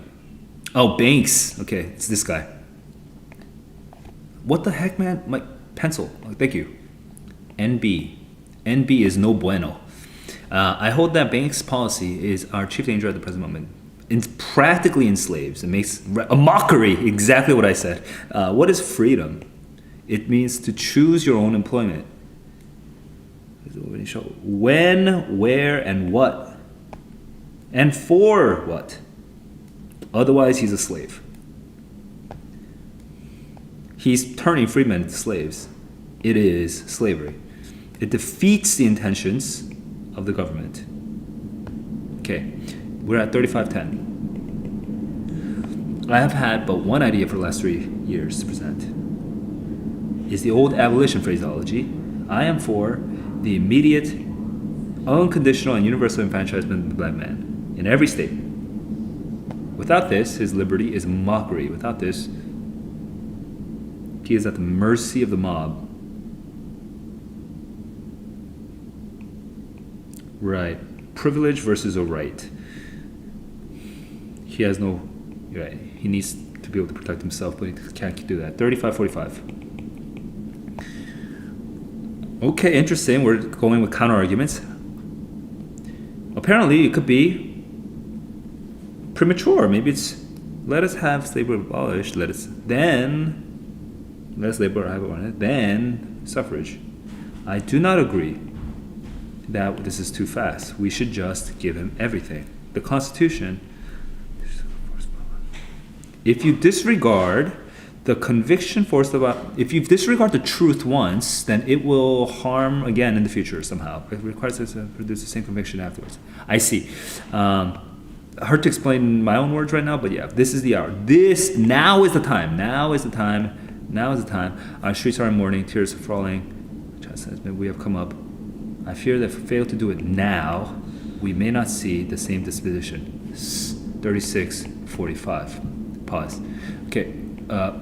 36:45, and I just want to explain this argument here. The argument is that if you feel the truth of something at this very moment, okay, and if you don't do anything with it, then the next time that feeling comes, it'll be that much harder for you to do anything about it. So if the country realizes the evil of slavery at this moment, okay, and if it lets something like Nathaniel Banks's law just sort of slide, then it'll be that much harder to overturn it in the future, which makes a lot of sense actually to me personally as an argument. Okay, I'm about to restart time. 3, 2, I'm going to restart time and I'm going to pause after maybe one paragraph. I'm going to try to make a prediction. 3, 2, 1, let's go. Is it enough that we have emancipation and abolition? Stop. I already have an answer to my initial question. I don't know if you can tell. But from that rhetorical question only, I already have the answer to my initial question. My initial question was, does the Dana Jr. guy, okay, support Nathaniel Banks and his whole sort of slavery under a different name policy? Or is he against it? Is he going to be against it, and is he going to be on the same side as Frederick Douglass? I already have my answer. Do you know the answer from that one sentence? I know. He is on Frederick Douglass's side. Okay? If you can't tell why I know, it's because you're not sensitive to rhetorical questions and how essays are written or generally structured. But I know this with like 90% confidence. Okay, not 100%. I have to read it because who knows? Sometimes writers write weird, where they kind of juke you out. But I'm 90% sure that he's on the same side as Frederick Douglass. Okay, and so when he says on the reorganization of the rebel states, he might be talking about enforcing more federal power over the rebel states, over the southern states, which might be referring to then the Reconstruction, maybe something like that. Reconstruction in U.S. history. Okay, those are some general ideas that are in my head right now. All right, here we go. I'm going to restart time and I'm going to finish the rest of this passage. 3, 2, 1, let's go. In some states, yeah, it is enough to just have it in the books. Same race, when slaves had lots of different jobs, right? They reached equality.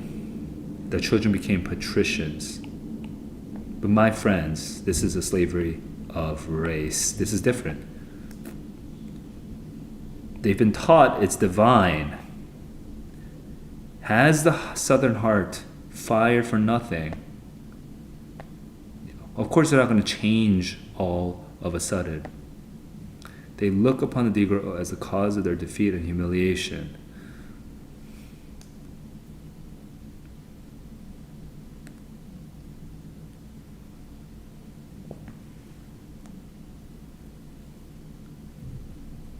Okay.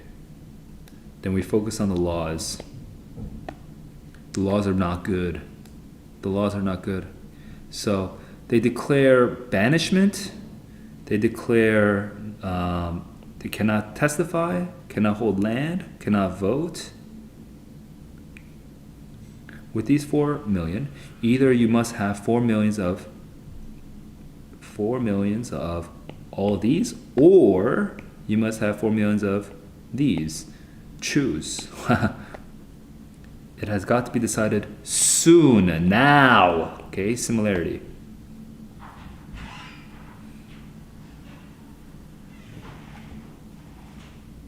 These institutions were built upon the mudsills of the based. Okay, this is a very interesting image. 3840 right now. Oh, and we're done. Stop. Okay, here's my summary. Again, if you are watching this, I want you to pause the video and summarize it out loud to yourself from beginning to end, from passage 1 and passage 2. Okay, you read the passage, you haven't done the questions yet. Summarize it. Compare how you do with me. I'm about to do it right now. Passage 1. Frederick Douglass has a second paragraph or a second area where he talks about what he wants. He wants like enfranchised, free, something. Like there's a list, but I don't remember the list. Something black people. Okay. And he's been fighting for a while. That's the second paragraph. But the first paragraph, now I just remembered. The first paragraph is about how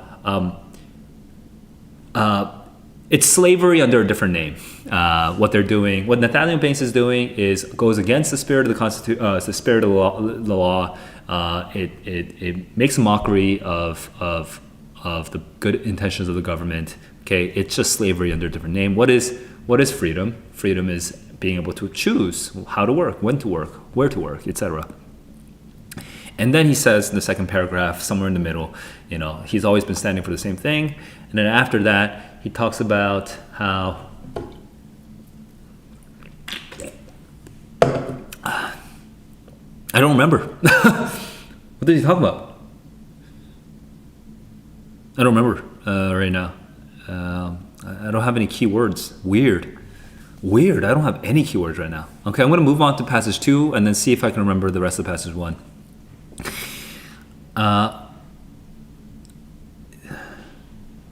Okay, yeah, I can't remember. Passage 2 then starts. Does it start at the bottom of the first column, or does it start at the top of the? I think it starts at the bottom, right? So then passage 2 talks about how. Oh man, how is it just? It's such a black hole right now. What the heck? Oh, there's a rhetorical question, which is.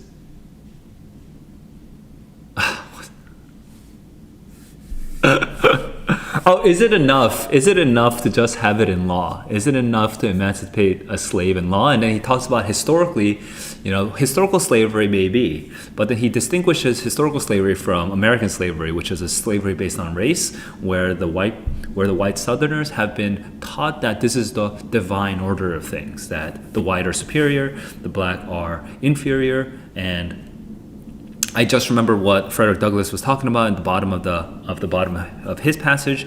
Frederick Douglass was talking about how there was this bit. I'm going to say it right now because I might forget. But Frederick Douglass was talking about how how some people believe that you should kind of not rush the whole process of emancipation. First, emancipate them, then give them labor rights, then give them the vote, something like that, in like this piecemeal thing. But his whole argument is, no, the time is now. We have to go for it right now. Otherwise, we miss our timing. That was Frederick Douglass up until the top of the second column, and then starting from the second column down, we have Dana's argument, which starts with that hypothetical. We go into that history, and then after the history, he says this is different because this is the white. It's a race-based slavery, so he makes a sort of special case for this particular type of slavery. Then he talks about how you need to. You have like 4 million black people, and either you disenfranchise them and you don't give them any of these rights, okay? Because he talks about some examples from like the states that they're banished, they can't hold land, they can't vote, okay? So either you let 4 million people be disempowered like that, or you let these 4 million people live out as citizens. Choose. And then after he says choose, he talks about how you have to work. Like the time is right now. He says the same thing as Frederick Douglass. The time is now to act. And that's basically the second passage. Wow. Rough. It was hard to remember for some reason. Not sure why it was hard to remember. Maybe I'm just getting more tired, but that was my summary of the two passages. Okay, so how was my summary compared to yours? Okay, whatever was similar or different from your summary? I'd be curious. What was that? What did you remember that I also remembered? What did you remember that I didn't remember? What did you misremember? I'm curious what happened there with you guys. I'm going to get right into the passage now. 3. All right, I'm going to start my time. Sorry, I need to pull my pencil out first. Okay, start my time. 3, 2, 1, let's go. 30 to 40. Douglass characterized Banks' labor policy as inconsistent with the government. Contrary to... Yes, good. 39 minutes. Okay, 39 minutes. Practically most nearly means effectively, probably. Actually, even without looking, I kind of know. They effectively reduce him, yeah. I just saw the A immediately. I couldn't avoid seeing it, and I just sort of knew that was going to be the right answer. In the last paragraph of passage 1, Douglass rejects a counter-argument to one of his claims. In the last paragraph of passage 1, the counter-argument is that they should take it slowly, and he says, no, the time is now.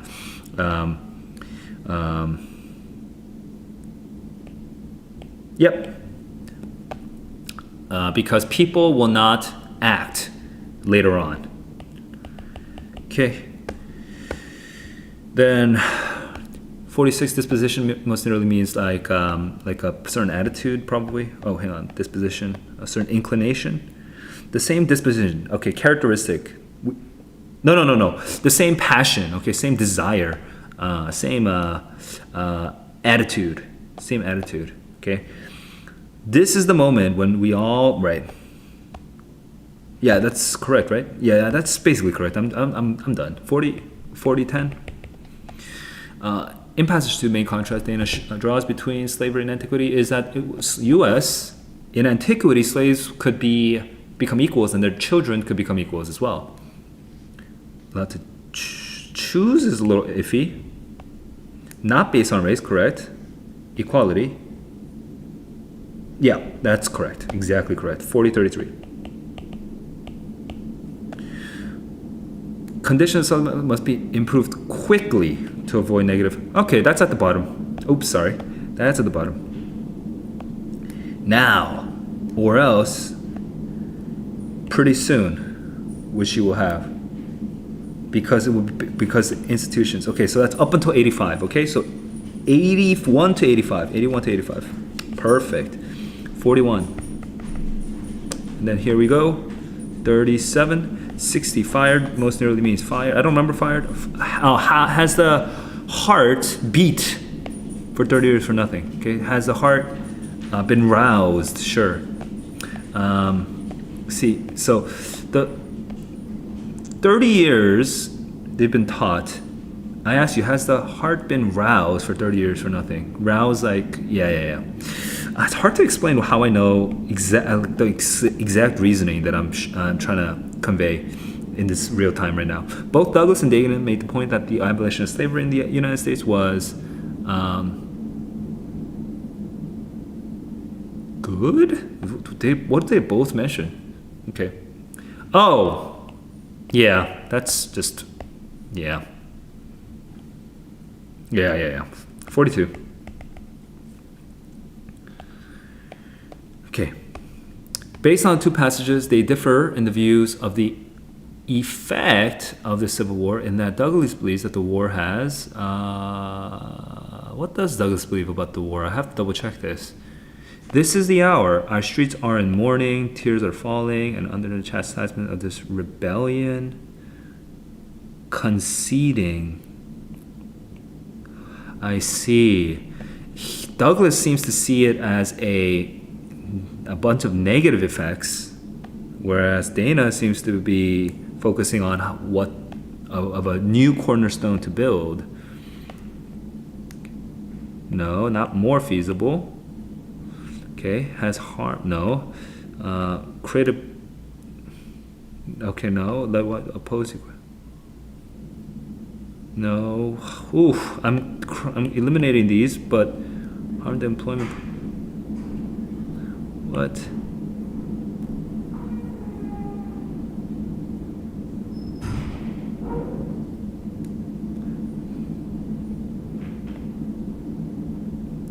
Oh, I guess I see why this is still the right answer. I eliminated all the other ones. I came back to this one. I'm going through this by process of elimination. Opposition from those who blame black men. Yeah, that has enough evidence from the passage that's basically correct.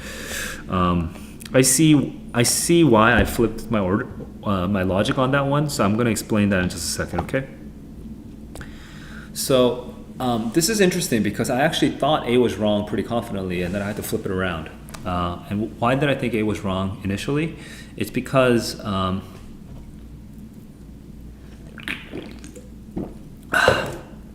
okay, I was focusing on this climate where people are sad. Okay, over here in the 40 to 45ish. Okay, but after eliminating BCD, I realized, well, let me just double check A again. Black men's rights seem more, the extension of these rights seem more feasible. Okay, where do we get that? Because of the it must be now. Okay, the okay, I got it from the idea that it must be now, but let me see this.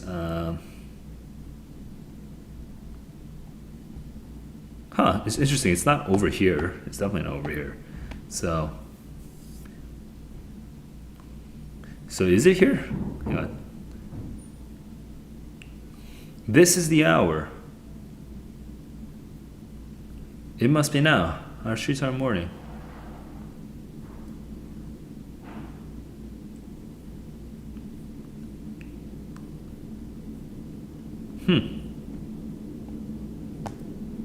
How do I explain what I'm thinking? The Constitution of the human mind, if it once describes a conviction, So there's an implication that there is a conviction at the moment, okay, and that's kind of what I was picking up on, and that's why I was okay. That's why I was okay with the first half of the sentence of create a political environment where the extension of black men's rights seem more feasible. But that is a bit of an inference, because he doesn't say it's more feasible right now. He says this is the most, like, if we miss this moment, it will become less feasible, is basically what he says. So you can infer that, oh, it's more feasible now, right? That's just logically true. It's not like a very far reach to imagine that that's like, either it's more feasible now, or if we miss it now, it's less feasible, but that means the same thing, right? So that's how I understood the first part of A. And then the second part of A, so originally I was against the first part of A because of the whole weeping and all that stuff, but I zoomed out a little bit on A. Whereas the second half of A, while Dana believes that such an extension faces opposition, and I was like, yeah, does it face opposition? And it's like, I mean, I got confused at first because I was like, Douglas also sees an opposition, right? Doesn't he? Right? So this is kind of a weirdly worded thing where they both see an opposition. But then here, the details matter. It says, they faces opposition from those who blame black men for the South's defeat. And only Dana ever say that. Dana says the part about how they are resentful. They look upon the Negro as 64-65, they look upon the Negro as a cause of their defeat and humiliation. So, like, I looked at A, I eliminated for one set of reasons. I looked at BCD, and I was even less confident in all of them. So then I double-checked A, and then I zoomed out on the first half of A, and then I found immediate evidence for the second half of A. In my head, I think if you go back and watch the video, you'll notice that I didn't go back and double-check. I just sort of knew it from my memory. And then I chose A, okay? Complicated, but I think this is the kind of, this is the thing that you really should be learning to do. Like, you really need to be able to change your strategy change your thinking in real time, okay, based on the available evidence. Like, if your original idea is wrong, and if you stick to it too hard, okay, then you might make mistakes that are not necessary, especially when you already understand the passage, okay, or understand that part of the passage. Moving on. 3, 2, 1, let's go. Based on passage 1, would most likely respond to Dana's comments in 72-74. Okay, if I am Douglas, what would I think on 72-74? That is not all. Cannot testify. Yeah, total, that is, he would also be I would very much be upset about that thing as well. The mentioning is insensitive. Yeah, maybe, yeah. Should not assume, wrong? No. Yeah, 4410. He would also, and that comes from the whole part of how, it's slavery. It practically enslaves. It's a mockery and delusion. So lines 1 through 4. Basically, all of it from lines 1 through 15, honestly. So let's just double check these answer choices. So 1 through 15, yeah. So this is after 15. So we're good. 44:30. And I'm done with the fourth passage. I'm confident in all my answer choices, so I think I can go ahead and score them right away, and then I'll go into tips for reading this passage. All right, let's go. 31 to 33, I chose BAB. BAB are correct. DVD, hang on, where are we? DVD, 36, right? Yep, DVD, correct. And then I chose DC, and here it says DB. 37, 38. 37D, 38B. Okay, let's just... Okay. And then 39 to 40, I chose ABA. 39A, BD. What the hell? Okay. 41 is D apparently. Okay, so I got 2 wrong out of 11, so that's 9 out of 11. I got 3 wrong total on this whole test. Not happy, but let's look into it. God.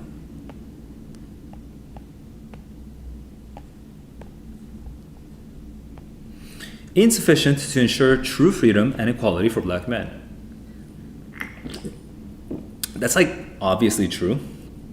I didn't really properly read that answer choice. Both. Made the point that the abolition of slavery was insufficient. Now, Dana makes that point immediately. It's like the first sentence, basically, in passage 2. Douglas also says that it's insufficient to ensure true freedom and equality because he makes the whole point about how it's slavery. But I just realized something that's really stupid. Passage 2 never mentions Banks. Passage 2 never mentions Banks at all. Oh my God. Oh my God. So easy. So easy.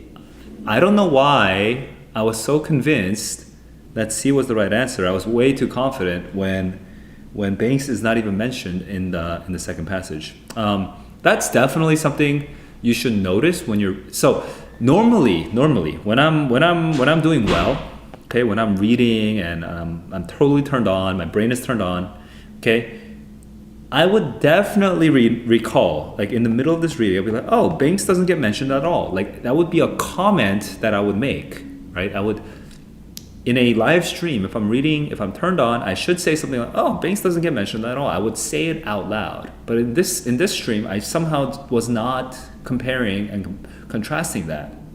Guys, what's the lesson on that? Always be thinking about the scope of both of these passages, okay? The first passage and the second passage, their scope might overlap, but one might be much larger, one might be much more narrower. In this case, which one was larger and which one was narrower? They both broaden out by the end, but one starts much more specifically and then zooms out, whereas the other just stays zoomed out the whole time. Which one is that? Can you guess? Douglas, the first passage, is the one that focuses on focuses on Banks and then zooms out. Whereas Dana stays broad, speaking about the rebel states generally the whole time. Okay?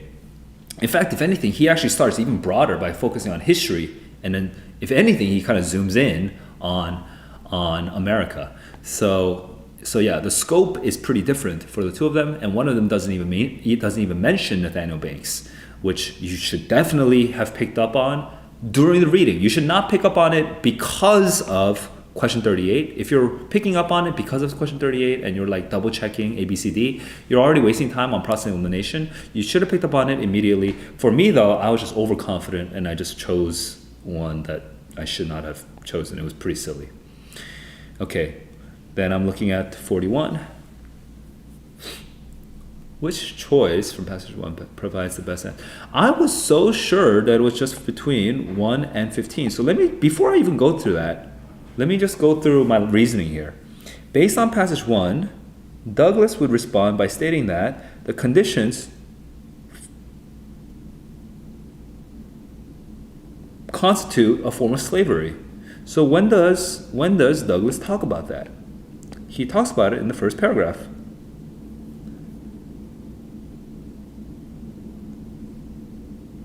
Oh, I said 1 through 15, but it's actually 1 through 18.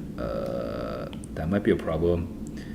Hang on. Does that mean that D is 15 through 18? Oh, no, it's not. It's not. So let me just focus on, okay. The conditions that Dana mentions are here. Okay, 70 something, right? Cannot hold land. Okay, cannot testify, cannot hold land, cannot vote. Now, when does Douglas ever talk about testifying, holding land, and voting? I actually don't remember. So maybe in this case, what I should have done is been like, I'm in a fog of war. I need to look into the fog of war and to remind myself where it is. So I would look into the middle here.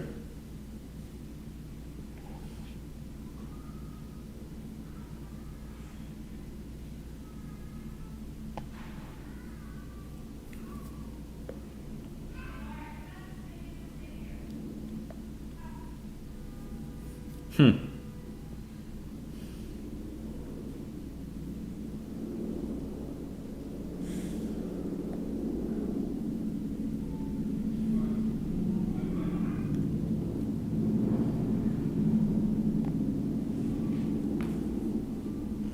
Where does he ever talk about voting and holding rights and all that stuff? Those are examples of him become a slave. But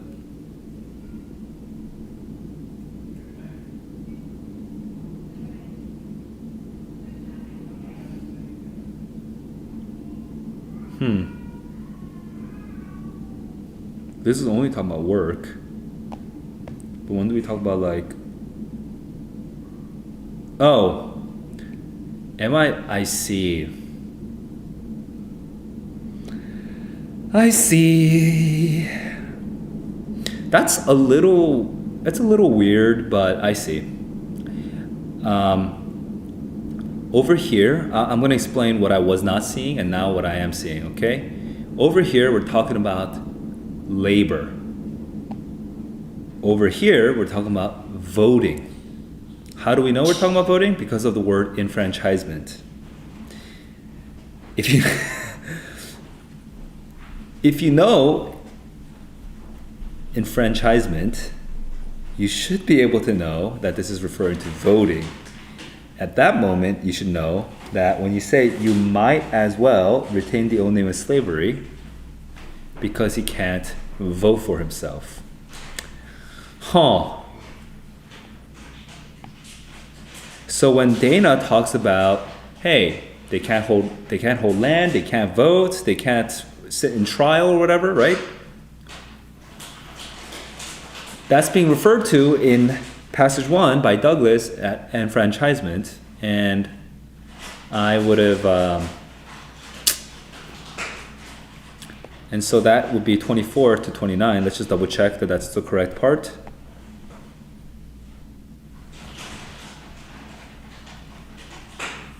"24 starts with the word this.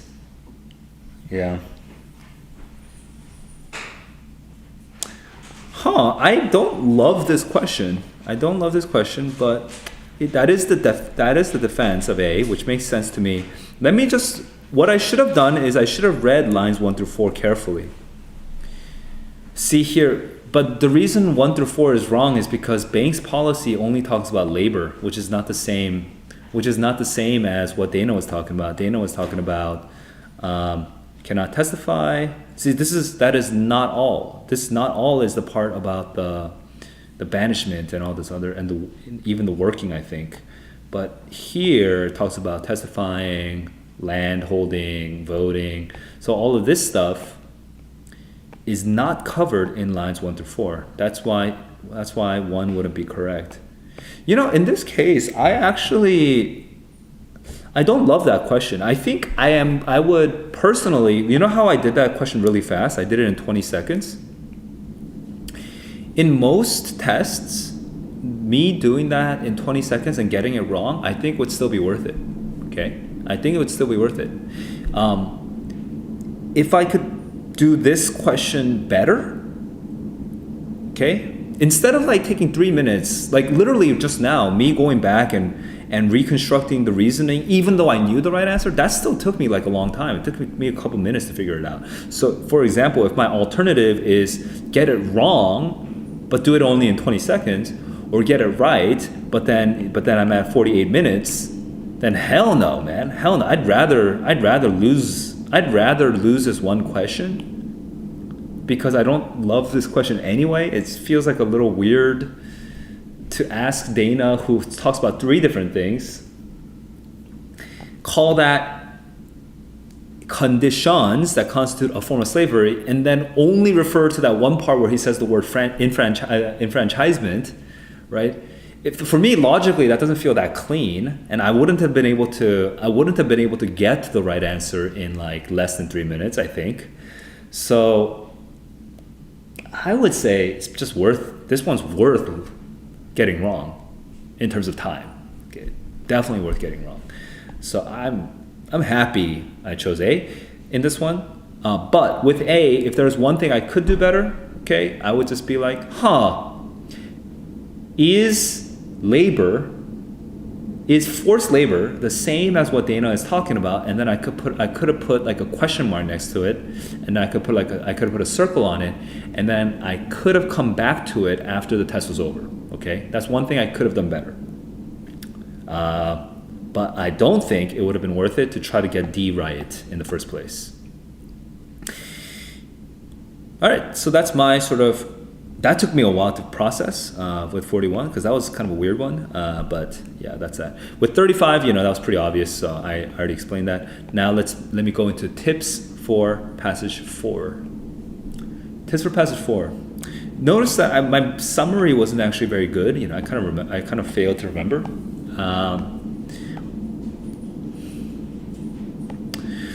I guess the real tip is you really should know that he's talking about voting over here. Okay, so first you should talk about what slavery is in spirit, okay, over here, and then talk about the voting over here, and realize that it's talking about voting, and then over here talk about now. You should know that he's focusing on why it's and now, and you should know the reasoning why it has to be now. It's because if you don't do it now, you're gonna miss the attitude. The readiness with which the American people are approaching this problem is gonna fade. Okay, the time is now. Okay, so that's passage 1. Passage 2, you should get through this by understanding the historical analogy and the big difference over here. Okay, where he talks about what the difference is with the American slavery. Then you should get into how unjust the laws are, specifically. This whole list, there's a big list here, okay?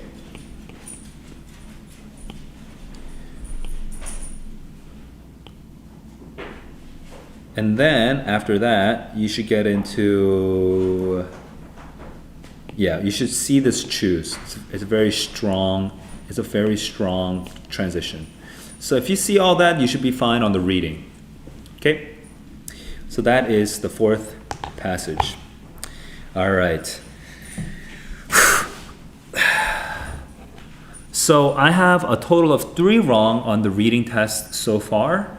One of them was a pretty silly mistake, and this one was kind of weird. I think I would have still gotten it wrong, but I think most of you guys would not have gotten it wrong, so you guys don't have to worry too much about that one. So really, if I did this better, I should actually have -2 right now. I'm okay with having -2 on this particular test packet so far.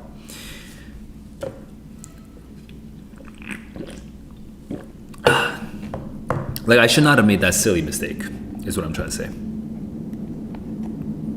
I mean, I guess I shouldn't have made that weird mistake either, the one from the second passage, but whatever. I'm gonna count that one. All right, we're gonna go into the final passage, and I'm feeling my energy level is not that high, so this will be I'm not gonna do the writing today. I'm just gonna finish this off. Here we go. I'm at 44:37. Okay. Let's get into this and finish this off. 3, 2, 1, let's go. Finch's head color reflects their personality. Interesting. Okay. Head color really does indicate personality traits. Leah Williams tested a number of predictions. We go straight, with no background, we go straight into the experiment. Pairs of black-headed birds and red-headed birds, which are supposed to have higher and lower aggression. Okay, this is prediction number 1. The second prediction is that red-headed birds should be bolder, explorative, okay? Risks. So aggression, bolder, explorative, risks, that's pretty similar, right? Okay, correlation between aggression and these characteristics. But it's possible that might take tourists for these fewer risks. but they are also bright, right? So they're more conspicuous.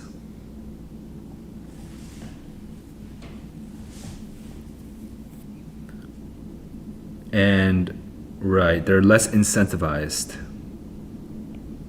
They're dominant, so they might take less risk because they're already dominant. Okay, so this is the two sides of the second prediction. Okay, in order to test the first prediction, now we're into, so these are the hypotheses, the two hypotheses. Now we're going to go into the experiment design. A cage without food. So then they deprived themselves of food, and they forced a sort of aggressive interaction. Okay, red were significantly and consistently more aggressive. Cool. Now this is the second one. Okay, here I'm going to go with 1 and 2 again. They deprived it for 1 hour, but further, okay, after the colony began to feed. A silhouette of a predator. A silhouette of a predator was moved up and down, like an eagle or something. The time it took them, right? How quickly do they return? The time to return is basically how willing are you to take risks. I'm actually thinking the black. Yeah, the black returned faster.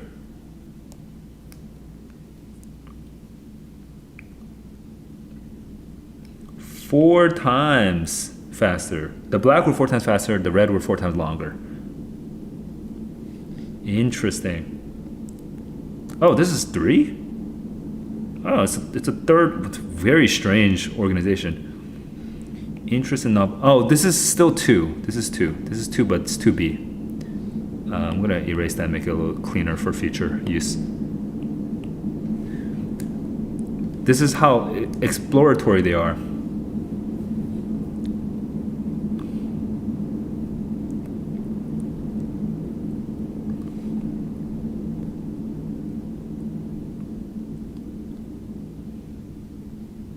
Threads were placed.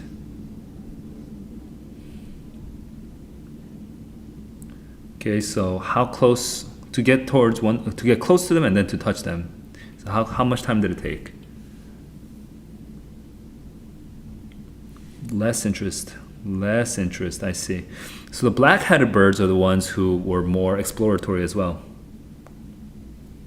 And it was statistically, it was significant.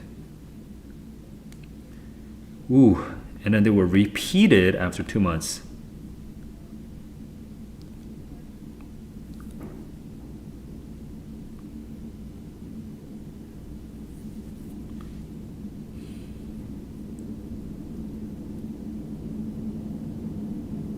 Okay, this is a summary.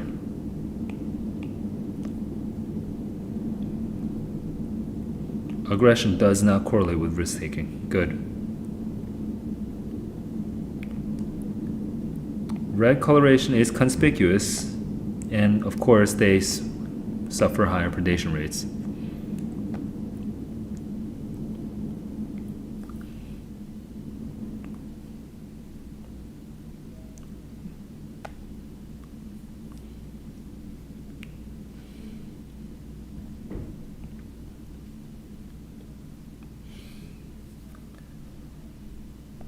Regardless of head color, always strongly correlated.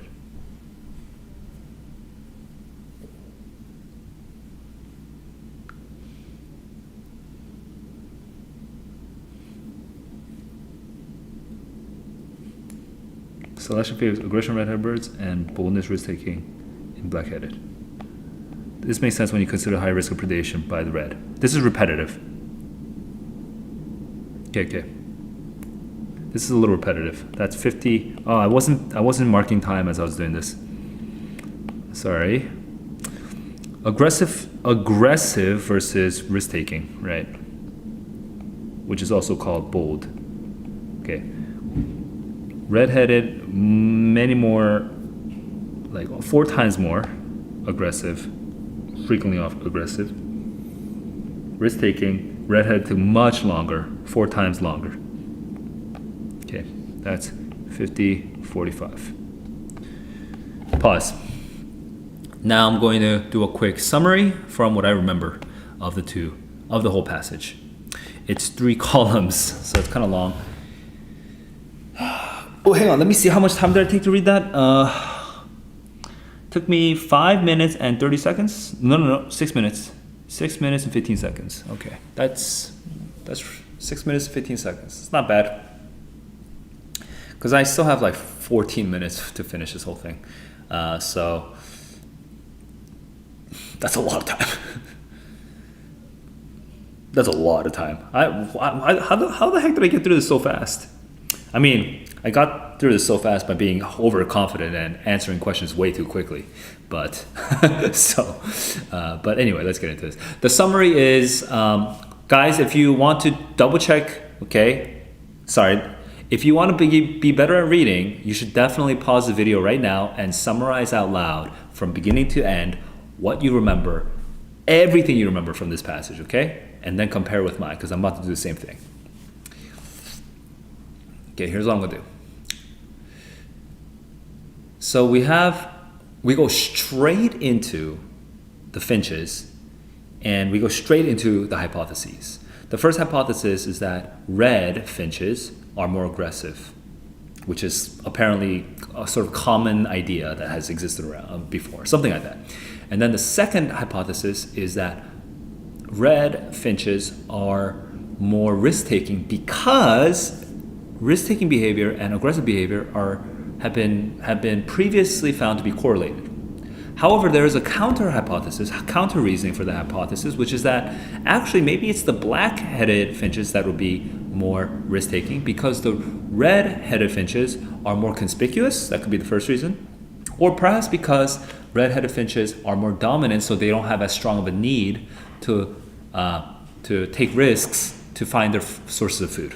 Okay, so those are 2 possible reasons why the second hypothesis could be wrong. And this particular author does not tell the answers to the hypothesis until the end, as in we have to go through the particular experiments first. Here's the first experiment. The first experiment is to put them in a cage, starve them for an hour, and then in one corner where they must fight, okay, put the food.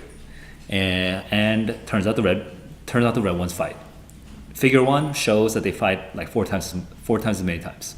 They do aggressive behaviors 4 times as many times.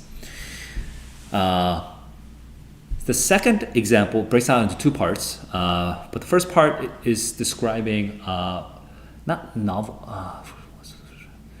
exploration, risk-taking. Oh, risk-taking. The first part of the second hypothesis experiment is that they feed them food, they put a feeder out, and then they fly like a silhouette of like an eagle or something, okay, of a predator, and they all scurry away, and they measure how much time it takes for the birds to come back. It turns out the black birds come 4 times faster, or the red birds take 4 times longer to come back. The third experiment, which is still about the second hypothesis, is about boldness in terms of novelty in new experiences. They put all this thread out there, and then they measured the time it takes for the birds to get close to the thread thing. Turns out they get closer much faster. Was it 4 times faster? No, it wasn't 4. We don't know. I don't remember the data for that one, if there was data. Well, the conclusion is that basically they kind of confirm, okay, redhead finches are more aggressive, but the surprising thing is that aggression is not correlated with boldness or risk-taking, which is a big deal. And so the hypothesis, the assumption is it's because the red finches are too conspicuous. And that's my summary. All right, how did you do compared to me? What did you notice that I didn't notice? What did you notice that I did notice? We noticed it together. I'm curious what your experience was summarizing that passage. Let me know in the comments below. Okay, let's finish this off. All All right. Here we go. I'm at 50:48. 3, 2, 1, let's go. Main purpose of the passage is to explore two hypotheses and also to explore this contradiction.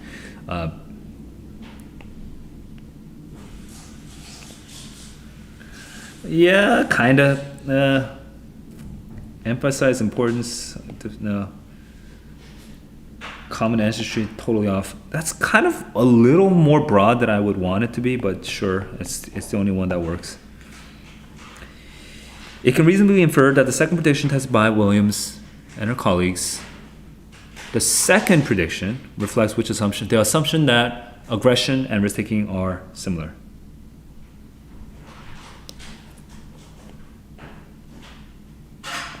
Yeah, but does this one translate to other? Let me find this real quick, okay? The species, I don't remember the species bit. Other species, there we go. Okay, 51, 50. 55. Oops, whoa. Displacement, 29, probably with, in terms of movement. Oh, displays and displacements. Oh, threat displays and displacements. When you displace another person, like push them out, okay? One bird pushes the other. Flees the cage is a little too big.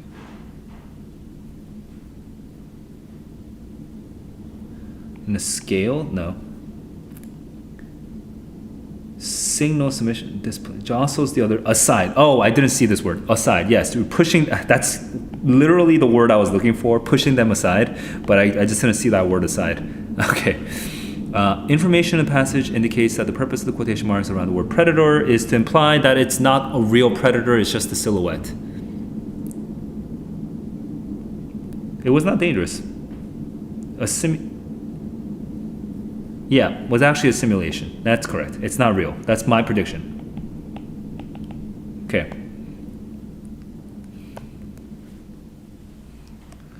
It can reasonably be inferred from the... Should I double check?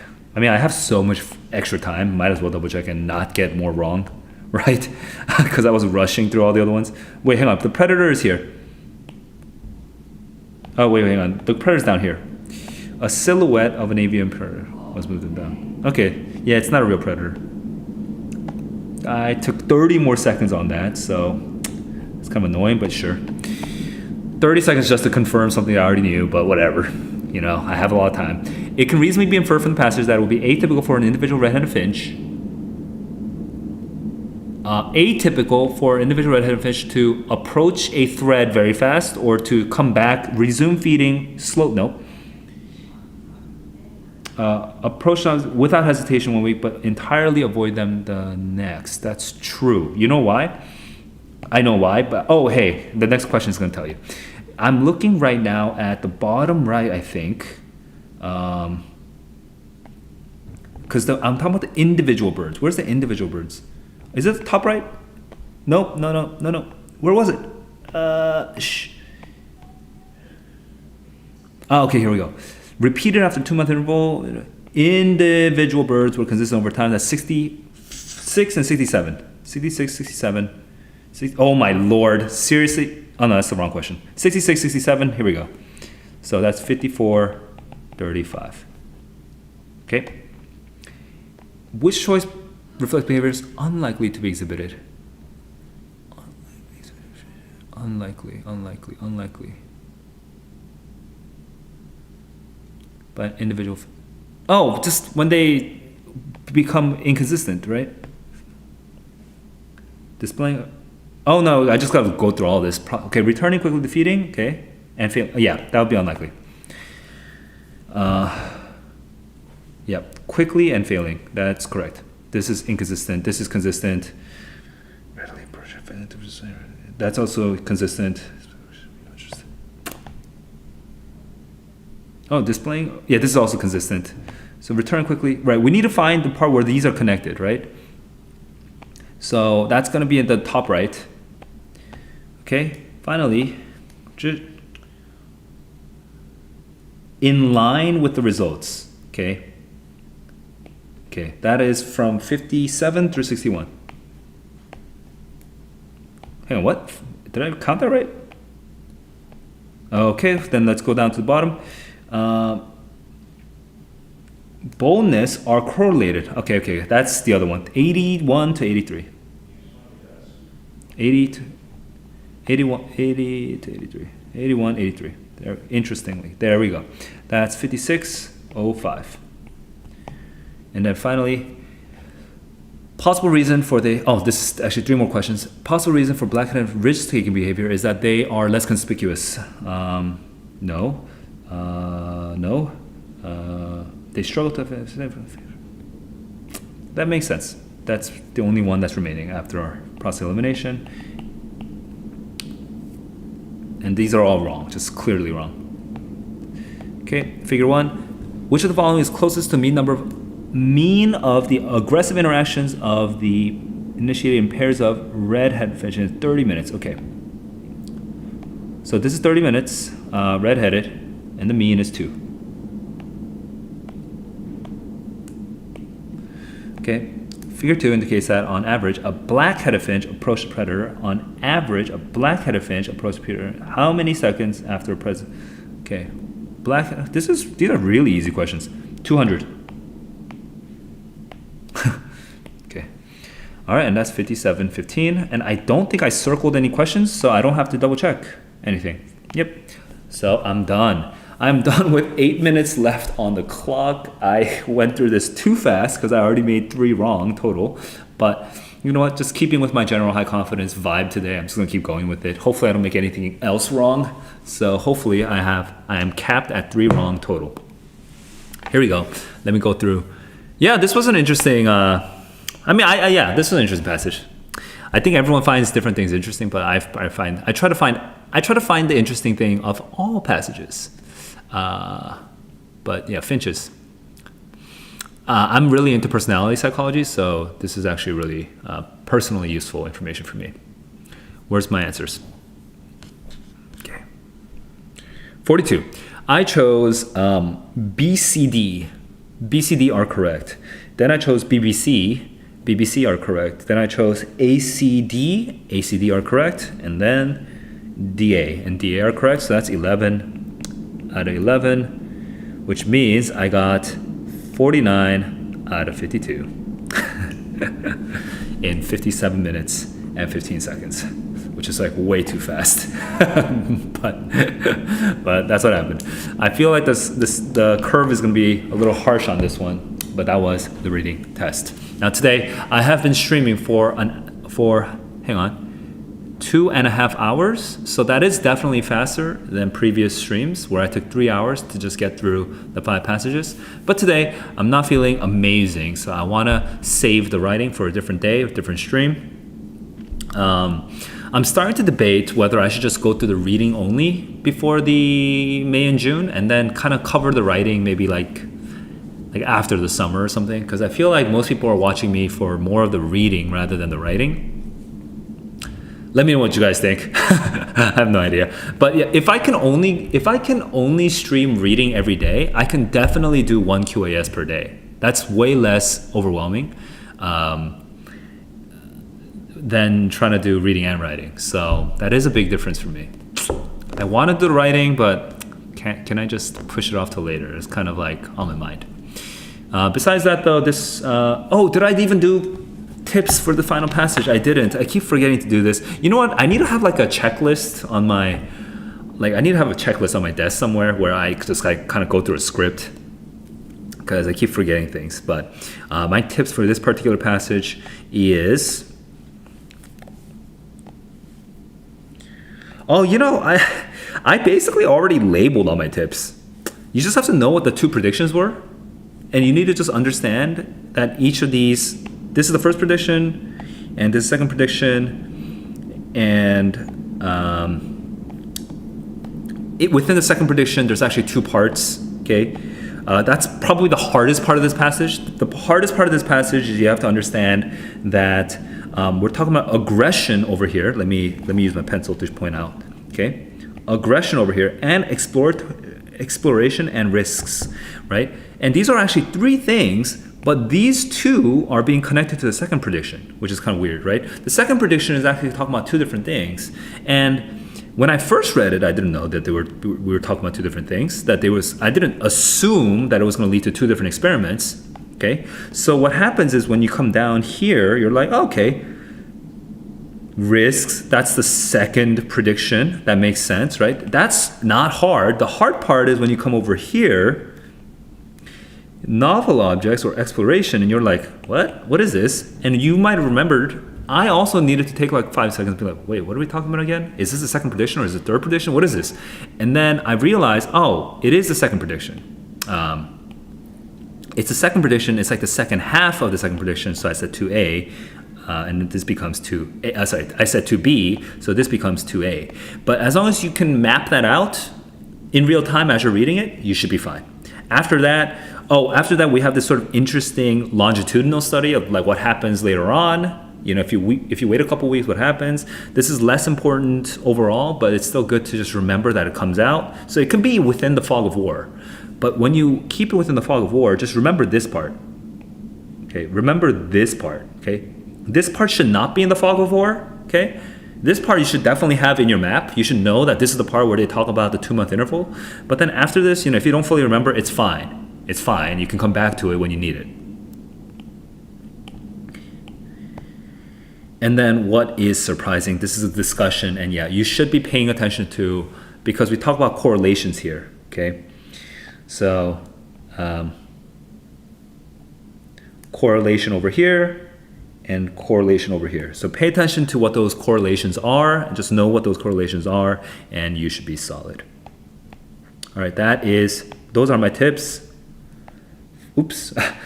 Those are my tips for the final passage. Okay, that's how.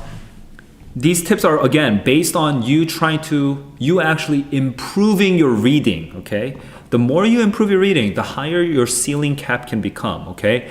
Like if you do all of these these little process elimination, little tips and tricks, that will not increase your maximum potential score. That will only increase your actual, here. Do you know what I'm saying? I'm gonna actually draw this out because it's hard to explain without I kind of forget how the, okay, here we go. How do I maximize this? Can I maximize this? All right. Okay, I'm a noob. Okay, so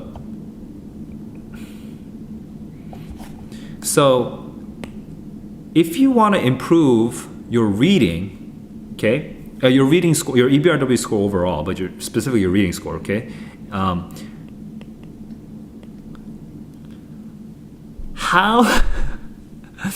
Like today is what? It's April 22nd, okay. And let's say you want to take the August SAT, okay. Let's say right now that your reading ability is actually, because your reading is weak, okay, your reading ability is over here. Well, what happens if you keep improving on like the process elimination and like understanding question types and everything? What happens is that actually your score might be down here. So your real ability might be like 35, but your score is like 28. Well, by optimizing all your test taking abilities, you might start increasing it here. But the problem is that there is basically a logarithm. You're not gonna ever go above 35. What you really need to do is you need to improve your actual reading ability. Your reading ability is your max, okay? Whereas your test taking ability is your actual. And you want to increase your max as well as your actual by working on your reading ability as well as your test taking ability simultaneously. Okay. Now, it doesn't always have to be simultaneously. I personally prefer just focusing on the reading ability because a lot of times kids just do not know reading.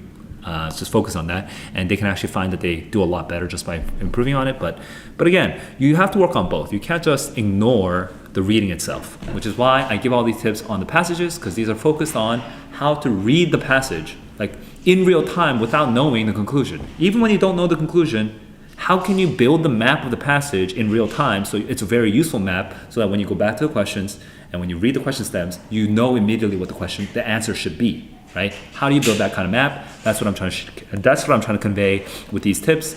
So let me know how the tips are helping out and working out for you guys. How long does it take to improve reading to high fairly? I mean, it really depends on you, because a lot of times kids sort of handicap themselves because their reading ability is actually not that bad. It's not actually bad, but because they use these weird, these suboptimal test taking like tricks, they actually handicap themselves more than it is. So a lot of times I find that when kids finally do what I say, it's like, oh, let me try reading the passage first, build the best map of the passage as possible while reading it first without looking at the questions, then go into the questions. Suddenly they realize like, oh my God, I actually just got a way better score on that. Like way better than I would have, right? And it just they do like a literally an overnight jump, okay, in their score.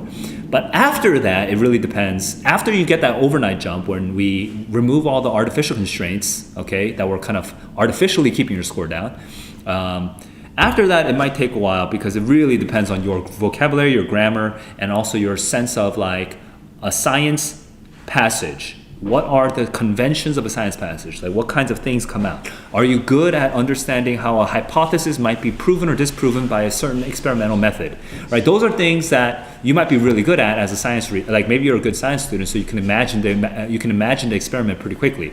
But if you're bad at science and you don't understand how these variables might be at play, and that might take you months to get used to it. I mean, you might have to like read a lot of science to catch up on all the science that you didn't read in 10th grade and 11th grade. Like you might need to actually build up your science understanding. Conversely, I feel like a lot of my viewers they tend to be stronger on science and weaker on literature. But again, with literature, you have to understand the key thing to understand is conflict resolution. But besides that, you also want to understand characters and points of view and things like that.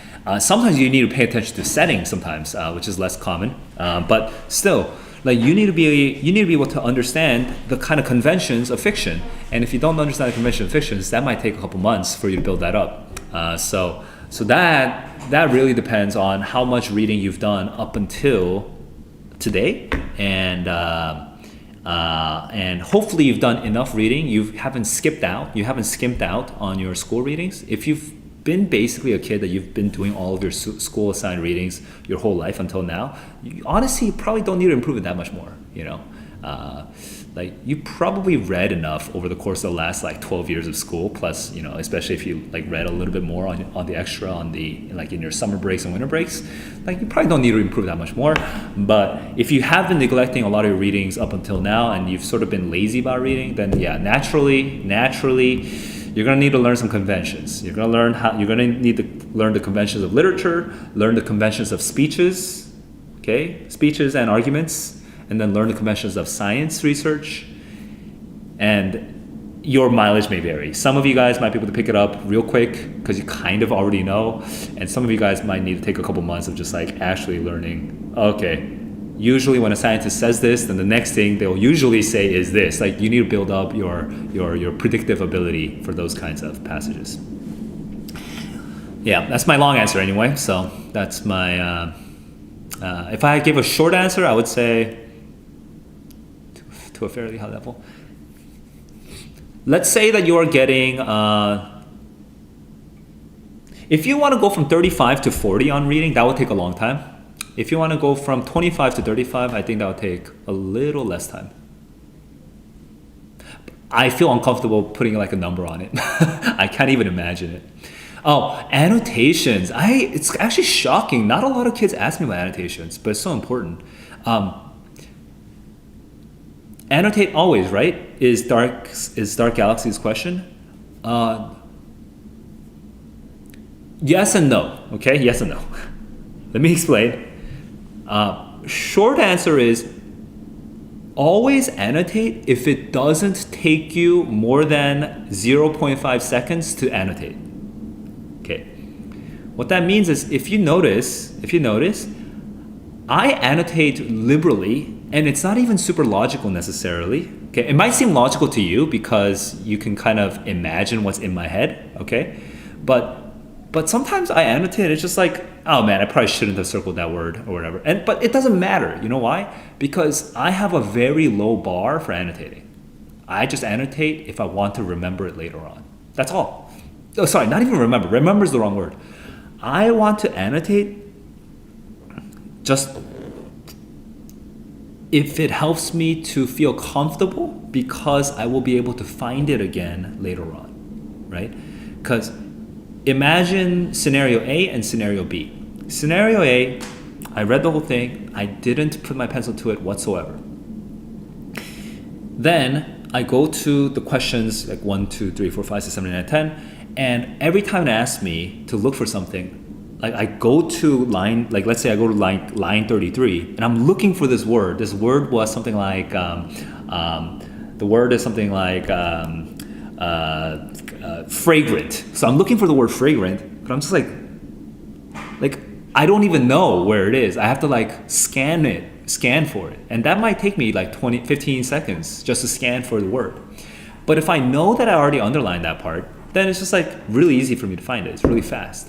So some teachers focus on annotation in terms of, try to organize the passage in your head. It's like, no. That's not my approach. My approach is annotate, not to organize, not to reason, not to analyze, nothing that's smart. Okay? My annotations are not smart. My annotations are as dumb as possible. Okay? Annotate because it will help you find it again faster. That's all. So, if you annotate in a smart way, then every time you make a circle, you might take like 2 seconds just to like, should I circle this? Should I not circle this? Okay, I'm gonna circle, right? But if you annotate dumb and you're just like, I just want to see this again in case I need it, it's just backup, then you underline. And that should not take you 2 seconds. That should take you like 0.1 seconds. Just do it. Just a gut feeling, okay? So the more complicated your annotation system, the less I recommend it. It has to be simple and dumb as possible. Just underline and be like, I maybe need to see this again, so I'm just going to underline. Do I normally annotate? So when I was in my 20s and I felt like the test wasn't as challenging, I feel like actually my age is actually changing my attitude. But when I was like in the prime of my intellectual capabilities, I would not annotate just because I remembered everything. Like it was just in my head. But even when I was in my 20s, if I was sleep deprived, it's like, I'm just tired, then I would annotate. And the biggest reason, actually there's a second reason besides the one I already mentioned. The first reason that I mentioned, the dumb annotations, it's just the underlines, just like so that you can kind of quickly find. The first reason is that you can find it again much more quickly because you already have like a sort of visual guide of where to find the parts, right? You also have a visual guide of where your fog of war is, right? Your fog of war is wherever you didn't underline, the parts that you didn't really understand, right? So it makes it easier to rescan the passage. But the second reason, okay, that I annotate, especially even in my 20s when I was teaching the SAT back in the day, the second reason is it just kept me more focused. Just like if I underline, it just makes me aware of every time that I zone out, right? Especially when I'm tired, it really helps. So it has an immediate physiological effect on my body, on my mind, on my eyes. It just like my fingers sort of like lead my eyes, so it just immediately makes me more alert and more focused. And so that is the second major benefit of annotating. Now, if that doesn't work for you, maybe you're just an overthinker, and every time, no matter how much you try to simplify your annotation, it forces you to like overthink and whatever, then maybe you should just go the nuclear option of just not annotating at all. But I think the ideal balance is between not overthinking and not remembering anything, right? Okay, there's two dangers. One danger is you're overthinking, so your annotation itself takes way too much time. And then the other danger is you have no map of the passage, so when you come back, you're rescanning way too much. You're redundantly rescanning, okay? So I think the happy balance is annotate lightly, okay? Without hesitation. Just annotate whatever the heck pops out at you. If it pops out at you, it doesn't matter if it popped out at someone else. If it popped out at you and you just feel like it, just underline it. And then if you really want to find it fast, then circle it, Okay, because circles are, for me, circles are different from underlines because circles have like a sort of bullseye effect, where it kind of makes your eyeball jump to that word. So circles, if it's like you really want to find it again, okay, and underlines if you just kind of want to find it again. Does that make sense? This is kind of a long explanation. I need to find a way to explain that a little bit more efficiently, but the whole point is two things. Makes it easy to find words again, or it makes it easy to find your evidence again, and keeps you more focused while you're taking the test, especially when you're sleepy. And and now that I'm in my 30s, I just annotate out of habit now. Back when in my 20s, I would just generally not annotate, but now I just annotate out of habit. I think partly it's because I'm also streaming, so streaming kind of makes me annotate because I want people to know what I'm thinking. But yeah.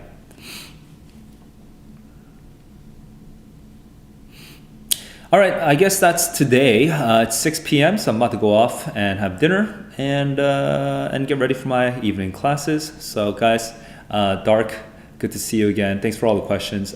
It got me thinking about annotations, which is really helpful. I think hopefully not just for me and not just for you, but hopefully for other people who view this stream.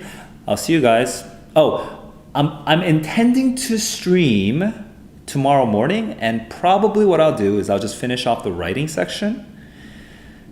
But there's a chance that I decide to just sort of ignore the writing for the next couple months and only focus on the reading, just so I can get the hard parts out in the next couple months first. Just go through all of the QASs, all of the reading, and then split off the writing as like a different section, maybe in like the fall or something, or maybe even during the summer, but summer will be tough because I have a very busy schedule.